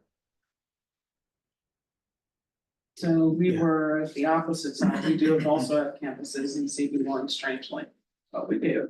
And we wanted 100% affordable, but again, because there's bands of AMI, we didn't, for us, it didn't make a difference if you're using the widest band of AMIs. That still allows some level of profitability in the building to help support the others, so again, where you're going. But we said infill should be 100%. And we, for the first one, said we were a no unless it includes community board review and city council review. So whether that's through special permit or new work, I'm not sure. Okay. The second part can be added in. I think for the first, it is an open catch-all of saying require percentage, and then for the boards, if you want to be specific on what that percentage looks like, I think you can just add on to that. I just want to point out one thing that we had before, we had to stop, which is on the NYCHA campuses, there are a lot of trees and parks. And I would suggest that if there's a parking lot, fine, but start the idea on campuses with NYCHA and small apartments. And tearing down the trees and the garden, applicability is a challenge, so just be aware of that. There are plenty of developers who just say, get rid of the trees, build a new building, but be careful. Is there a way to put something in there that says prioritize parking lots for infill versus? And then put a new garage Open in the space. middle. Yeah. People do need cars to go to Jersey. Yeah, I just Yeah. wanna say again, Don't just tear down because the you're trees. living in a NYCHA, Parking lot. Yeah. To Okay. okay, You still need the parking. Right. You can put it underneath, but Put it underground. But no, I'm for the parking. Is there a but- prioritization that we can make? But We don't. can include that, I will say, and I'll leave this to DCP to say, I'm not sure how this is a recommendation on the proposal, because it seems to be like a decision that an individual property owner would make. It's NYCHA though. Prior to. How about So NYCHA? the campus info proposal is not just. I know, but I'm just saying in terms of the NYCHA situation. Gotta be careful. I think that's why we wanted to work on this, Yeah. because. Full city council and community board review. Sure, so Simply if there's because- enough consensus to include that. as a That would take care of the condition, problem. That would we take can- it, we can yeah, add that. So revise notification to approval. In bullet point number 1. Just that, And I don't think there was a percentage. there wasn't a percentage, just that we It's just- require a percentage and that each board will then. Well, but Dictate that what that was about affordable. I mean, where we're talking city planning authorization. I don't know, we're talking ULURP and full ULURP. Which includes community board and city council. For infill developments, period. Not that result in 50% higher unit, just. can I ask a question, is that the requirement now? So wouldn't that be, just keep the law as it is, the zoning resolution as it is? Today, they have the development rights, you have the footprint, but zoning requires you to do height factor buildings. So the tall skinny stuff like the 200 Amsterdams in the world, that's kind of our fault. We're trying to address bad zoning that forces the tall skinny buildings by enabling you to do modern height limited infill rather than forcing you to do the 200 Amsterdam stuff. Okay, so that's the. Thank you. which even with ULURP would be allowed for what you're trying to do. It just gives the opportunity for city council and community board to weigh in if you're getting rid of a park or green space or garden space versus parking lot space. Correct. Yeah. So I understand that with regard to NYCHA, anything that happens, we have other campuses on the Upper West Side that are not NYCHA. But with regard to NYCHA, that you need buy-in and voting from all of the residents. Yes, we That's sort of talked default. strategic planning, real estate, and the citywide council on presidents. Anything on NYCHA, whether public housing trust, whether Brad Pact, whether infill development, requires tenant approval. And any infill is 100% affordable for the last 10 years and into the future. Thank you. We would not affect that through the zoning. We have residential campuses that are rentals. Yeah, we So- do too. Yeah. And that means that without ULURP, there's no community voice in the process, which is what we're trying to protect. Because while NYCHA has a vote, co-ops and condos have a board vote, rentals have no vote. Thank you, everyone. Just I wanted to check, do we have any amendments to read out or? So the amendments are to require ULURP approval for any infill development, if I heard. We're keeping our proposal for infill replaces space that is used for recreation or other community amenity. The proposal should replace or otherwise mitigate the loss of such space and require percentage of any value created in purpose of going to be afforded.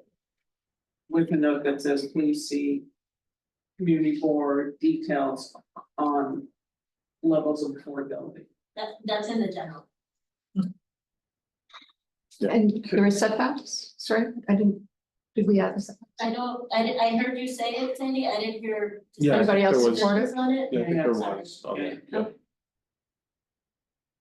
And I just wanted to ask, I know it sounds pedantic perhaps, but could we repeat where I think the votes are so close for where we are, and there's so much common and not, that even under a general comment to put in here, the note about community boards varying on affordability would be important for city planning to understand how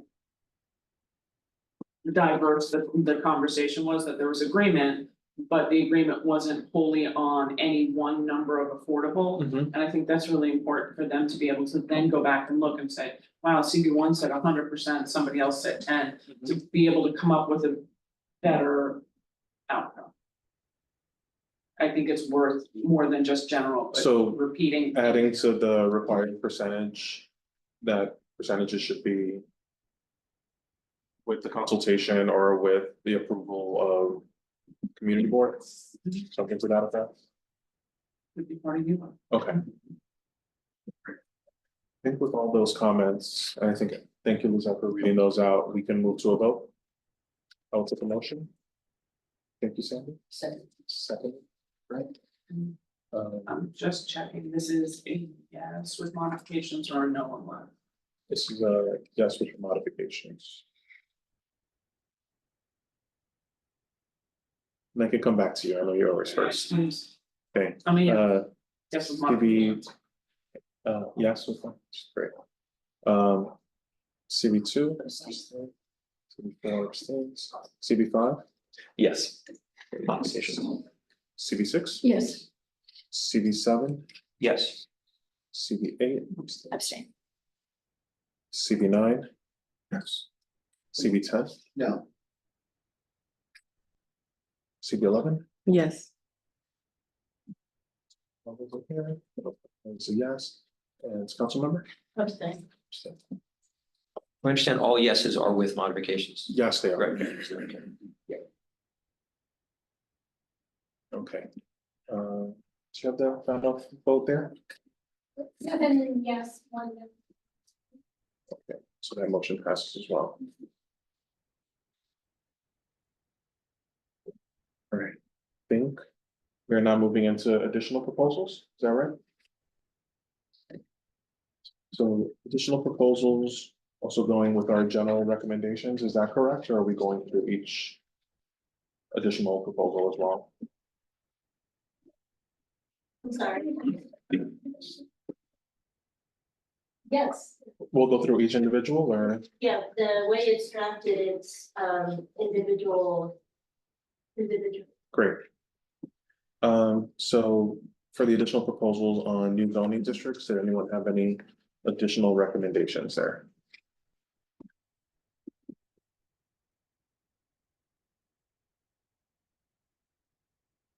We vote on it, Yeah, we can vote on it. Great. move to vote. Okay, seconded. Second, Amy? Yeah. Okay. CB2. CB4. CB5, Yes. CB6, Yes. CB7, Yes. CB8, Same. CB9, Yes.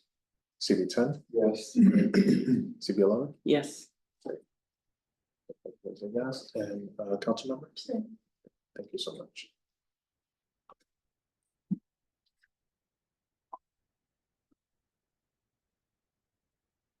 That motion passes. Yes. Sure. In favor, 0, no, Thank you. Updates to mandatory inclusionary housing. So we are looking for stronger affordability mandates in MIH going forward, such as requiring a meaningful percentage of units and projects of a certain size to be affordable or new construction and conversions. we were in no unless on this because we really weren't happy with the way it was going. We wanted changes in the AMI, changes in the way it worked. It just went far enough. In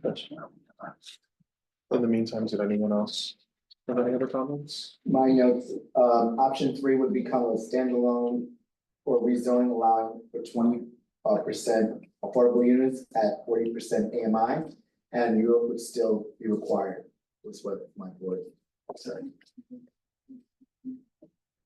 I think option 3 is already supposed to be. Okay, so that's what, okay. We also discussed the integration across the floors. I think the current language proposes 70%. Same setup, It's currently 2/3 of the Yeah. floors. and we would propose it being 100%. Any questions or concern about those?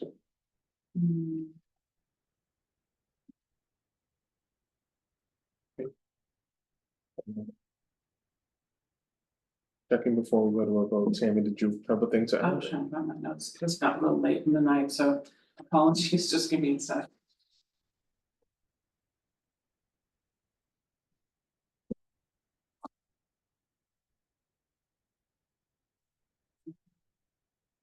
Can you give us? I think we're almost there. Quorum is Okay. tight right now, so. Oh, sorry. No, thank you. CB7's note on this was just subject to TCP expanding on MIH to developments in high density districts. Which I guess the emphasis on MIH, sure, high density, not just citywide. Okay. Saying yes was what everybody else has said. Great. So I'll take it to a vote then.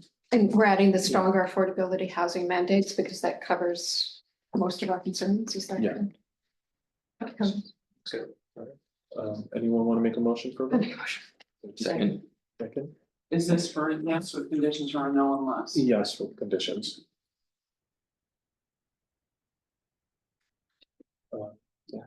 Come back to- We voted, we were pretty strong on a no unless there were changes, so I'm not sure what to do.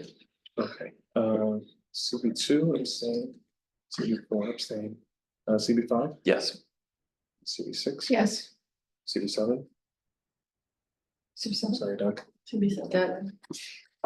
So is yes. Thank you. Abstain. Abstain. CB9, Yes.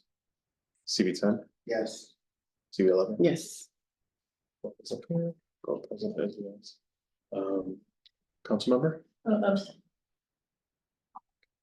and Tammy. I think I'm gonna have to abstain because we did a no unless on this. So I'm sorry. And so we vote in favor, 0 no's and 5 abstentions. So. That's right, okay.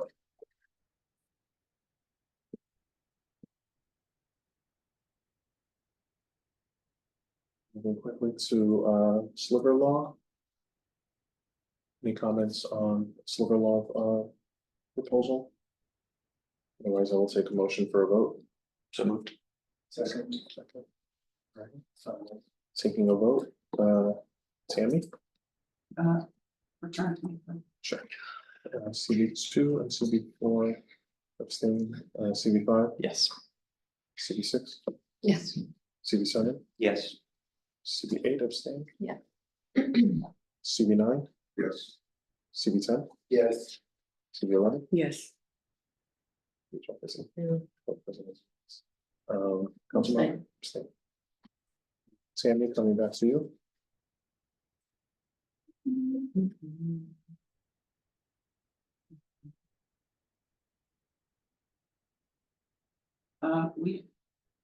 Was there any changes made? There were no changes, right? Then I'm gonna abstain because we said only with affordable housing. We have 7 yes votes, 0 no votes, and 5 abstentions. Moving quickly to quality housing amenity changes. Any comments, concerns, questions? Not, I will take it to a vote. Vote. Yes, No, the quality and housing amenity changes, we had a lot of comments on that. okay, go ahead. We said that there should be requirements for every new building to have. The quality of life issues and the amenities that we have in Lower Manhattan are, we want trash rooms, package rooms, mail rooms, delivery areas, everything to be inside. Off the streets and off the sidewalks, laundry, before you have the ability to make your pretty rooms like your movie theaters and your community amenities, you should have the infrastructure requirements in there. And require any 5% bonus that's given to include the infrastructure that's needed to keep things off the sidewalks. Which includes move in, move out, includes trash inside, includes all of that stuff. That was a large. Anyone have any concerns or questions about that? Are trash rooms mandated currently? I'm not sure. Are trash rooms mandated currently? Currently, the current zoning, yes in the zoning, yes in the building code, we would fold that into the broader set of floor area exemptions for amenities. However, the requirement remains the building code for trash rooms. So it's kind of a moot point. I would say that the amenity changes will encourage going above and beyond for things like row, centralized waste collection in a building basis, things like that. What about bike storage? Those are there are bike parking requirements for buildings that would remain unchanged in these proposals, so that takes care of that, and it would be excluded under this proposal. But it wouldn't be mandated. It would not be, Well- there are bike parking mandates for many buildings, including buildings. That's different than storage. Yeah. That's different than storage. I believe they're the same thing, bike storage, bike parking. Is same thing in a building. So. But there is no requirement, there's a requirement for trash rooms, but is there a requirement for package rooms and for delivery spaces? And laundry? No. I mean, that's kind of, we're looking at the overall in how dense we are, is to say that any amenities you I get it. have to include basic infrastructure that makes everything outside the building better. Which if bike storage was one of the things we had thought If about. storage is in a room, parking is in the garage. Right. That's two different things. Either would satisfy a bike parking requirement in the zoning. But you pay for the parking, you don't pay for the storage. Like at home, we just have a bike storage room and, I pay $12 a month or whatever and I leave it in there, so. We don't have a parking garage in our building. That's why it's storage. Yeah. Make it. Yeah, Do I understand correctly that adding these amenity changes does not count against the buildable FAR, right? So unlike the infamous mechanical voids where there was nothing in that site, this allows sort of for credit for these amenities. Up to 5% credit for uses, specified uses. Thank you. So I'd like to make an amendment that says that they have to do, in order for them to get any more, floor area bonus. The extra floor. To stuff has accommodate to for- include basic infrastructure needs for quality of life for the building, which includes delivery. Package room. we got that. All right. Any questions, any concerns about including it? Hearing none, I will take this to a vote. Yes, with changes. Yes. Oh, Yeah, we'll First and call in the second. vote. Yes, second. sorry. Okay, now, go ahead. That's a yes with changes. Mhm. 2 and 4 abstain. 5, Yes. 6, Yes, 7, Yes. 8 abstains. 9, Yes. 10, Yes. 11. Yes. So President is a yes. And, 8 in favor, 0 no's and 4 abstentions. All right. Landmark transfer of development rights. Yeah, we had a couple on that, Yeah. which is for the expanded radius, we're looking for that to be conditioned on the development being for residential. And that it's the as of right mechanism should include affordable housing. That's sort of comparable to the UAP. Any concerns about that? So Can you repeat that? Both of them? Yeah. Okay, the expanded one should be conditioned on that being used for residential, the expanded radius. And that the condition, the proposal, the as of right mechanism should be for affordable housing. That's in like a comparable style to the UAP. We were in no unless on this. It affects a ton of CB1. We wanted to retain Euler. We didn't want to do it as of right. And we wanted a 20% limit in all districts. So, I mean, we're pretty. so just clarify what you mean by 20%. So what we wanted, what our concern was unlimited floor area transfers in 15 FAR districts would create unpredictability. So we wanted to limit it to a 20% increase. 20% of the FAR available they could use, not 100%. It would be, the receiving site could increase their FAR by a maximum of 20%. That's the way that it works today for all but the 15 FAR commercial districts, which do not have that 20% cap. So it'd be adding the cap into that. So, if your community district has 15 FAR districts, then like CD1 does, then it would implement a cap in those 15 FAR districts as well. Okay. Yep, and we wanted to retain your.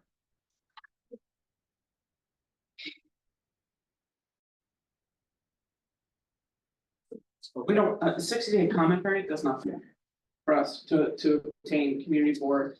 We just, it's not that we don't have faith in DCP, but we don't have a lot of positive recent experiences with LPC. that's good. And that drives our opinion that we wanted this to be ULURP because LPC has not listened to community board input in our district in any meaningful way for the large projects that we've had in the last several. Exactly. No offense, no, it's just feedback, I'm giving back on what the board has said. Appreciate it. Could we just recap what we're going to vote on? So properties that are taking advantage of the expanded radius should result, the delegate language that we read, should result only in the creation of residential. The as of right mechanism should include affordable housing. the increase of floor area ratio for receiving site should be limited to 20%. And ULURP review should be received. Yes. I guess, would you consider a friendly amendment? On the condition it be residential, that it also could be a component of community use, Facilities, sort of. community facility, right? I So think that it would be in line with the board's. Yeah, because I would think that would be important addition. Specifically like community facilities. Yeah, if it was, Yeah. right, community facility with resi on top, as long as it's for the community, it's selling the spirit of your. Yeah. And is there another review mechanism besides ULURP? Because we understand that's incredibly onerous on some of the smaller, properties that are landmarked. Is there another way to get community view without going through a full ULURP? What was originally there was a 60-day comment period. Yeah, 60 days happened in the summer. Yeah, right. And that's, I don't know if there's anything in between to go Yeah. to, but Yeah. that's the problem that we had. Was 60 days notification in June. None of us are Yeah. here in August. It seems like. Yeah. Point of clarification, the proposal is to take the existing special permit, reduce it to an authorization. If the receiving site needs any changes to zoning at all in order to accommodate those development rights, authorizations are 60 days to community boards and then to CPC. Does not go to council. It gives you a lot of time to game the system. Yeah. Well, the ULURP does too. Yeah. ULURP is a little more It's onerous, extremely onerous for small owners, right? Expensive and it will probably eliminate a lot of properties that are. But it's the bigger one that's looking to receive the air rights. Mhm. Yeah. It's not the little one who's trying to sell it, which is where we went on that. Because there's no conversation otherwise with the neighbors. We're able to retain the ULURP piece, if that's okay. Then maybe we can make a motion to move forward. Would that be okay? I think we should go ahead. I just think it's a mistake to put it in there, but that's. I'm gonna have to agree with you on that. But I do understand your point, Tammy. I think one of the issues in our community is trying to make it easier for some of the houses of worship and other landlocked buildings to sell their air rights. And I think anything that allows it is a positive to add yet another layer. I think sort of has a deleterious effect, which kind of wipes out the point of this resolution. Can I ask the former borough president a question? In the religious law, can you, if you're a church and you're selling your air rights, is that still subject to like an AG approval as if you were selling any of your other property? I don't, Yes, yes, it is. You need approval? Yeah, from the AG's office. Or from in the order to AG's sell office, any property. because you are, yes, if you're a charity. That takes way more than 60 days. Yeah, charity. Can, yeah. I mean, So we wanted to, we were supportive, we understand that, a lot of them needed some help on there.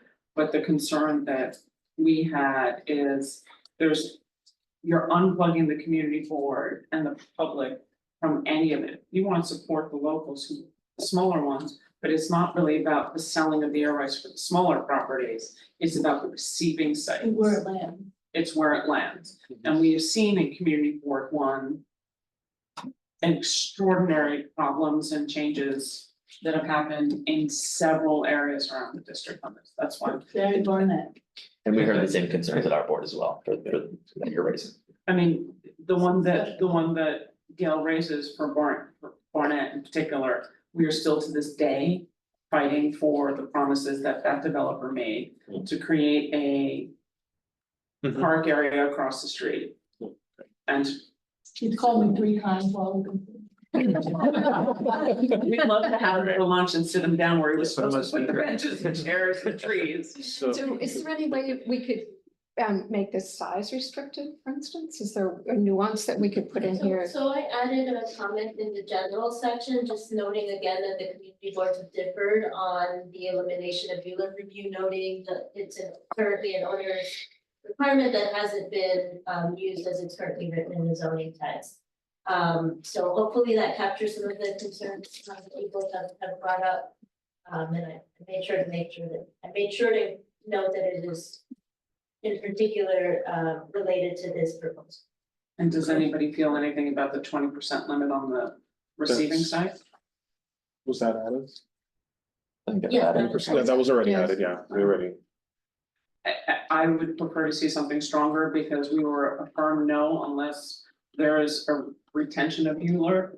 And the comment here that's, a comment period definitely isn't, so I understand you need to make it more broad but I think that, I think if it's not somewhat stronger, Aren't we going to say Yeah. ULURP review to be maintained? Yes. all right, fine, Yes. never mind. So I think just because we have one more item and some folks need to get going, I want to move to a vote, if that's okay. All right. So yes, second, okay. Sammy? Yes. With my. Yes. CB2, CB4, CB5? Yes. CB6, Yes. CB7, Yes. CB8, Abstain. CB9, Yes. CB10, Yes. CB11. Yes. President is a yes, and Councilmember Drew? Abstain. 14 in favor, 0 noes, and 4 abstentions. Right, and then finally, railroad right of way. Any comments, concerns, questions? Yes. Take a motion for a vote. Second. Second, okay. CB1, Abstain. abstain. CB2, abstain. CB4, abstain. CB5, Yes. CB6, Yes. CB7, Abstain. 8. CB8, Abstain. CB9, Abstain. CB10, Yes. CB11. Yes. President is a yes as well, and That's 5 yes votes, 0 noes, and 7 abstentions. right, Can I ask for one large comment, the biggest comment, and I think this goes back to what my colleagues were saying. That we had overall, that we wanted to open and we wanted to close with a lot of this was that our feeling was the community board and public. We do not agree that residential building standards. That the benefits will outweigh the loss of light and air. That benefits the greater community. So the benefits given in the overall proposal for the residential buildings will have a more negative effect on the greater public loss of light and air.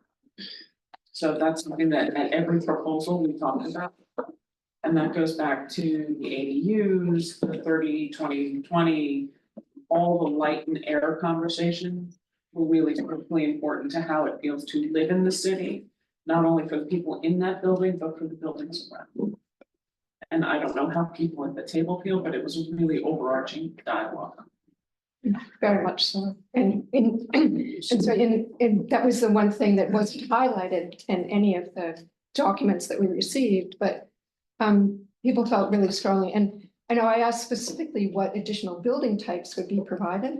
And I think one of the biggest restrictions is our requirement to have 2 exit stairs.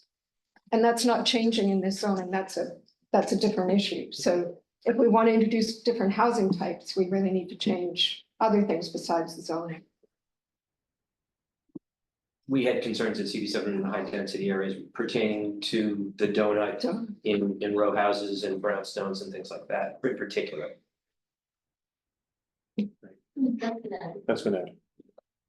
I think we are just. Should we vote on that as a separate issue? Yeah, for some of the general ideas, yeah. Yeah, we should be voting on that now because we're at quorum right now. So, can I take a motion? Sorry are we voting on all of the general right now? Because I have some additions. You have some additional, Yeah. part, please. Yeah, so I have 5. So the first one is, we want to sort of highlight the concern, or if possible, ensure that the zoning text includes provisions for new schools, additional healthcare facilities, and other community facilities as relates to the additional residential capacity that will be in. Concerns? Okay. Okay, You're talking about the floor area from low FAR to high FAR. No, this is just like sort of a broad concern that like if we're introducing all this new housing, there are additional facilities that we have to be considering as part of that. We'd like a publicly accessible transfer of development rights database so that we can sort of understand what the current state of play is across. Annual and comprehensive data collection analysis of the rezoning results so that we can sort of see the impacts in real time. Require very high density developments usually utilizing the 12.0 FAR to provide 10,000 square feet of POPs. Say that one again?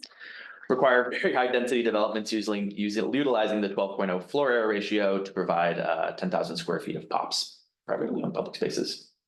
Awesome.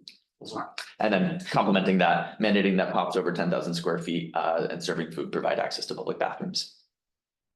That's already required, isn't it? No, there's no requirement for public bathrooms. Yeah, that's a We know constant thread in this. CB5 is where. Yeah, I we thought the don't, pops, new pops were required to have bathrooms open to the public. I can't even think of one that has a bathroom. It's New pops.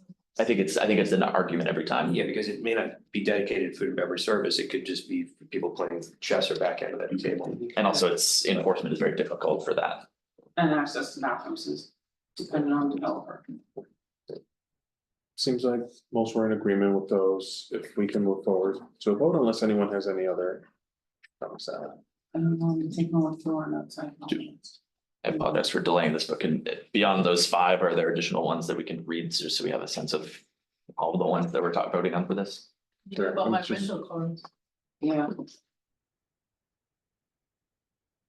Okay, so we are noting, boards discuss their individual and varying needs, for AMI levels, tiers and cap. Community boards held different opinions regarding, the level of CB review for office conversions. The CBs differed on the elimination of ULURP for the TDR proposal. Boards noted the importance of preserving, light and air for the broader communities. Additional schools, et cetera, for new residential, forgive me, we're gonna listen back to the tape on this. Sure. Write them out, flesh them out. Creation of a TDR database, annual and comprehensive, data collection for rezonings. HOPS requirements, I'm sorry, I didn't catch that one, but we'll. Over go back 12 and- FAR? and Yeah, include that, utilizing the 12 FAR, yeah. appropriately, and then mandating that POPs over 10,000 square feet. Include public bathrooms. It's a publicly accessible database.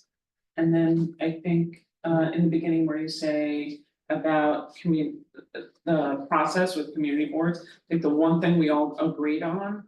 It's not necessarily that we had different opinions, we all agreed that there was not enough public and community board input. But the process of whether it was 60, 90 days of special permit or ULURP varied. But I think it needs to be a stronger statement that the removal of the community board process and input was agreed, as far as I could tell, by everyone around the table as deleterious to the public good. Yeah,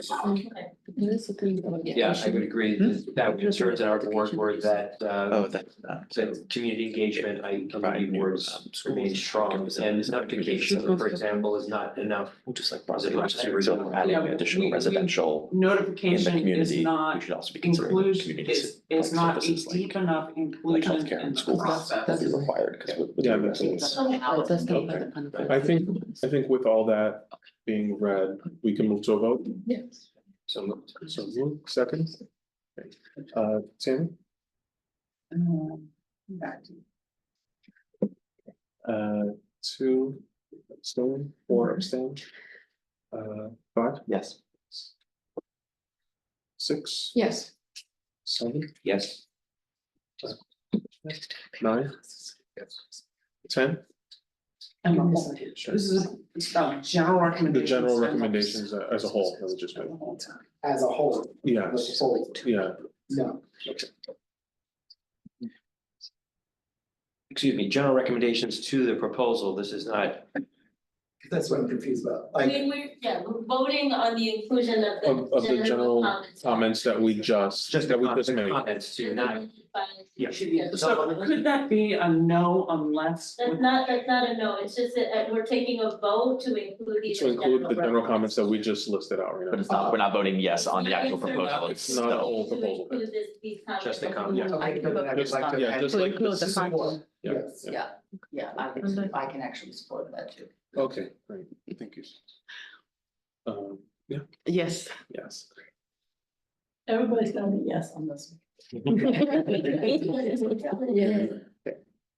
Councilmember, yes? Yes. Thank you. All right. Yeah, I mean, that's fine. Go great. All right, just needed to understand what you're saying. All right, And I'm just gonna go back to again, which I should have added in our general comments, is that. And I said it before, I'll say it again. I think that no offense intended, I understand how important this is and how large this is. But I think having a public hearing tomorrow before many of us vote. And having to push an emergency session for a borough board was actually unfair to public good. I think it actually, we're all here, we all managed it, I mean, that's fine, but it's just, it wasn't. For something this important, when we took so much more time than the other two, for the city of Yes, the one that's really the most. What we've all been asking for to have been sort of driven at high speed, I think was seriously unfair. To the public. And I understand that everybody wants to get the vote, wants to get it in, but all DCP needed to do was, I don't care if written was allowed, was to be able to pull that back and expand the public speaking to the city agency. Should have been done, so we can all do our processes as we normally. I hear you on that. I will just also add, just thank you to all of you. Even if you haven't gotten to the finish line yet, like I know there's been countless meetings, countless special meeting, plan use, execs, et cetera. So just like huge shout out to being able to get to this point, but still like just the amount of work that you all do volunteering your time for the community is incredible. And I just want to say thank you for getting us here. So I hear your comments, Tammy, and I understand that frustration, but just want to commend everyone for the work that's been done. I will make a motion to, can we make a motion to not do reports and Yes. wrap? Okay. The one thing I'll say is not in the report, but just wanted to welcome Brad as our new chairperson 5, so. With that, I will take a motion to adjourn. Okay, second. All in favor? Aye. Thank you all so much.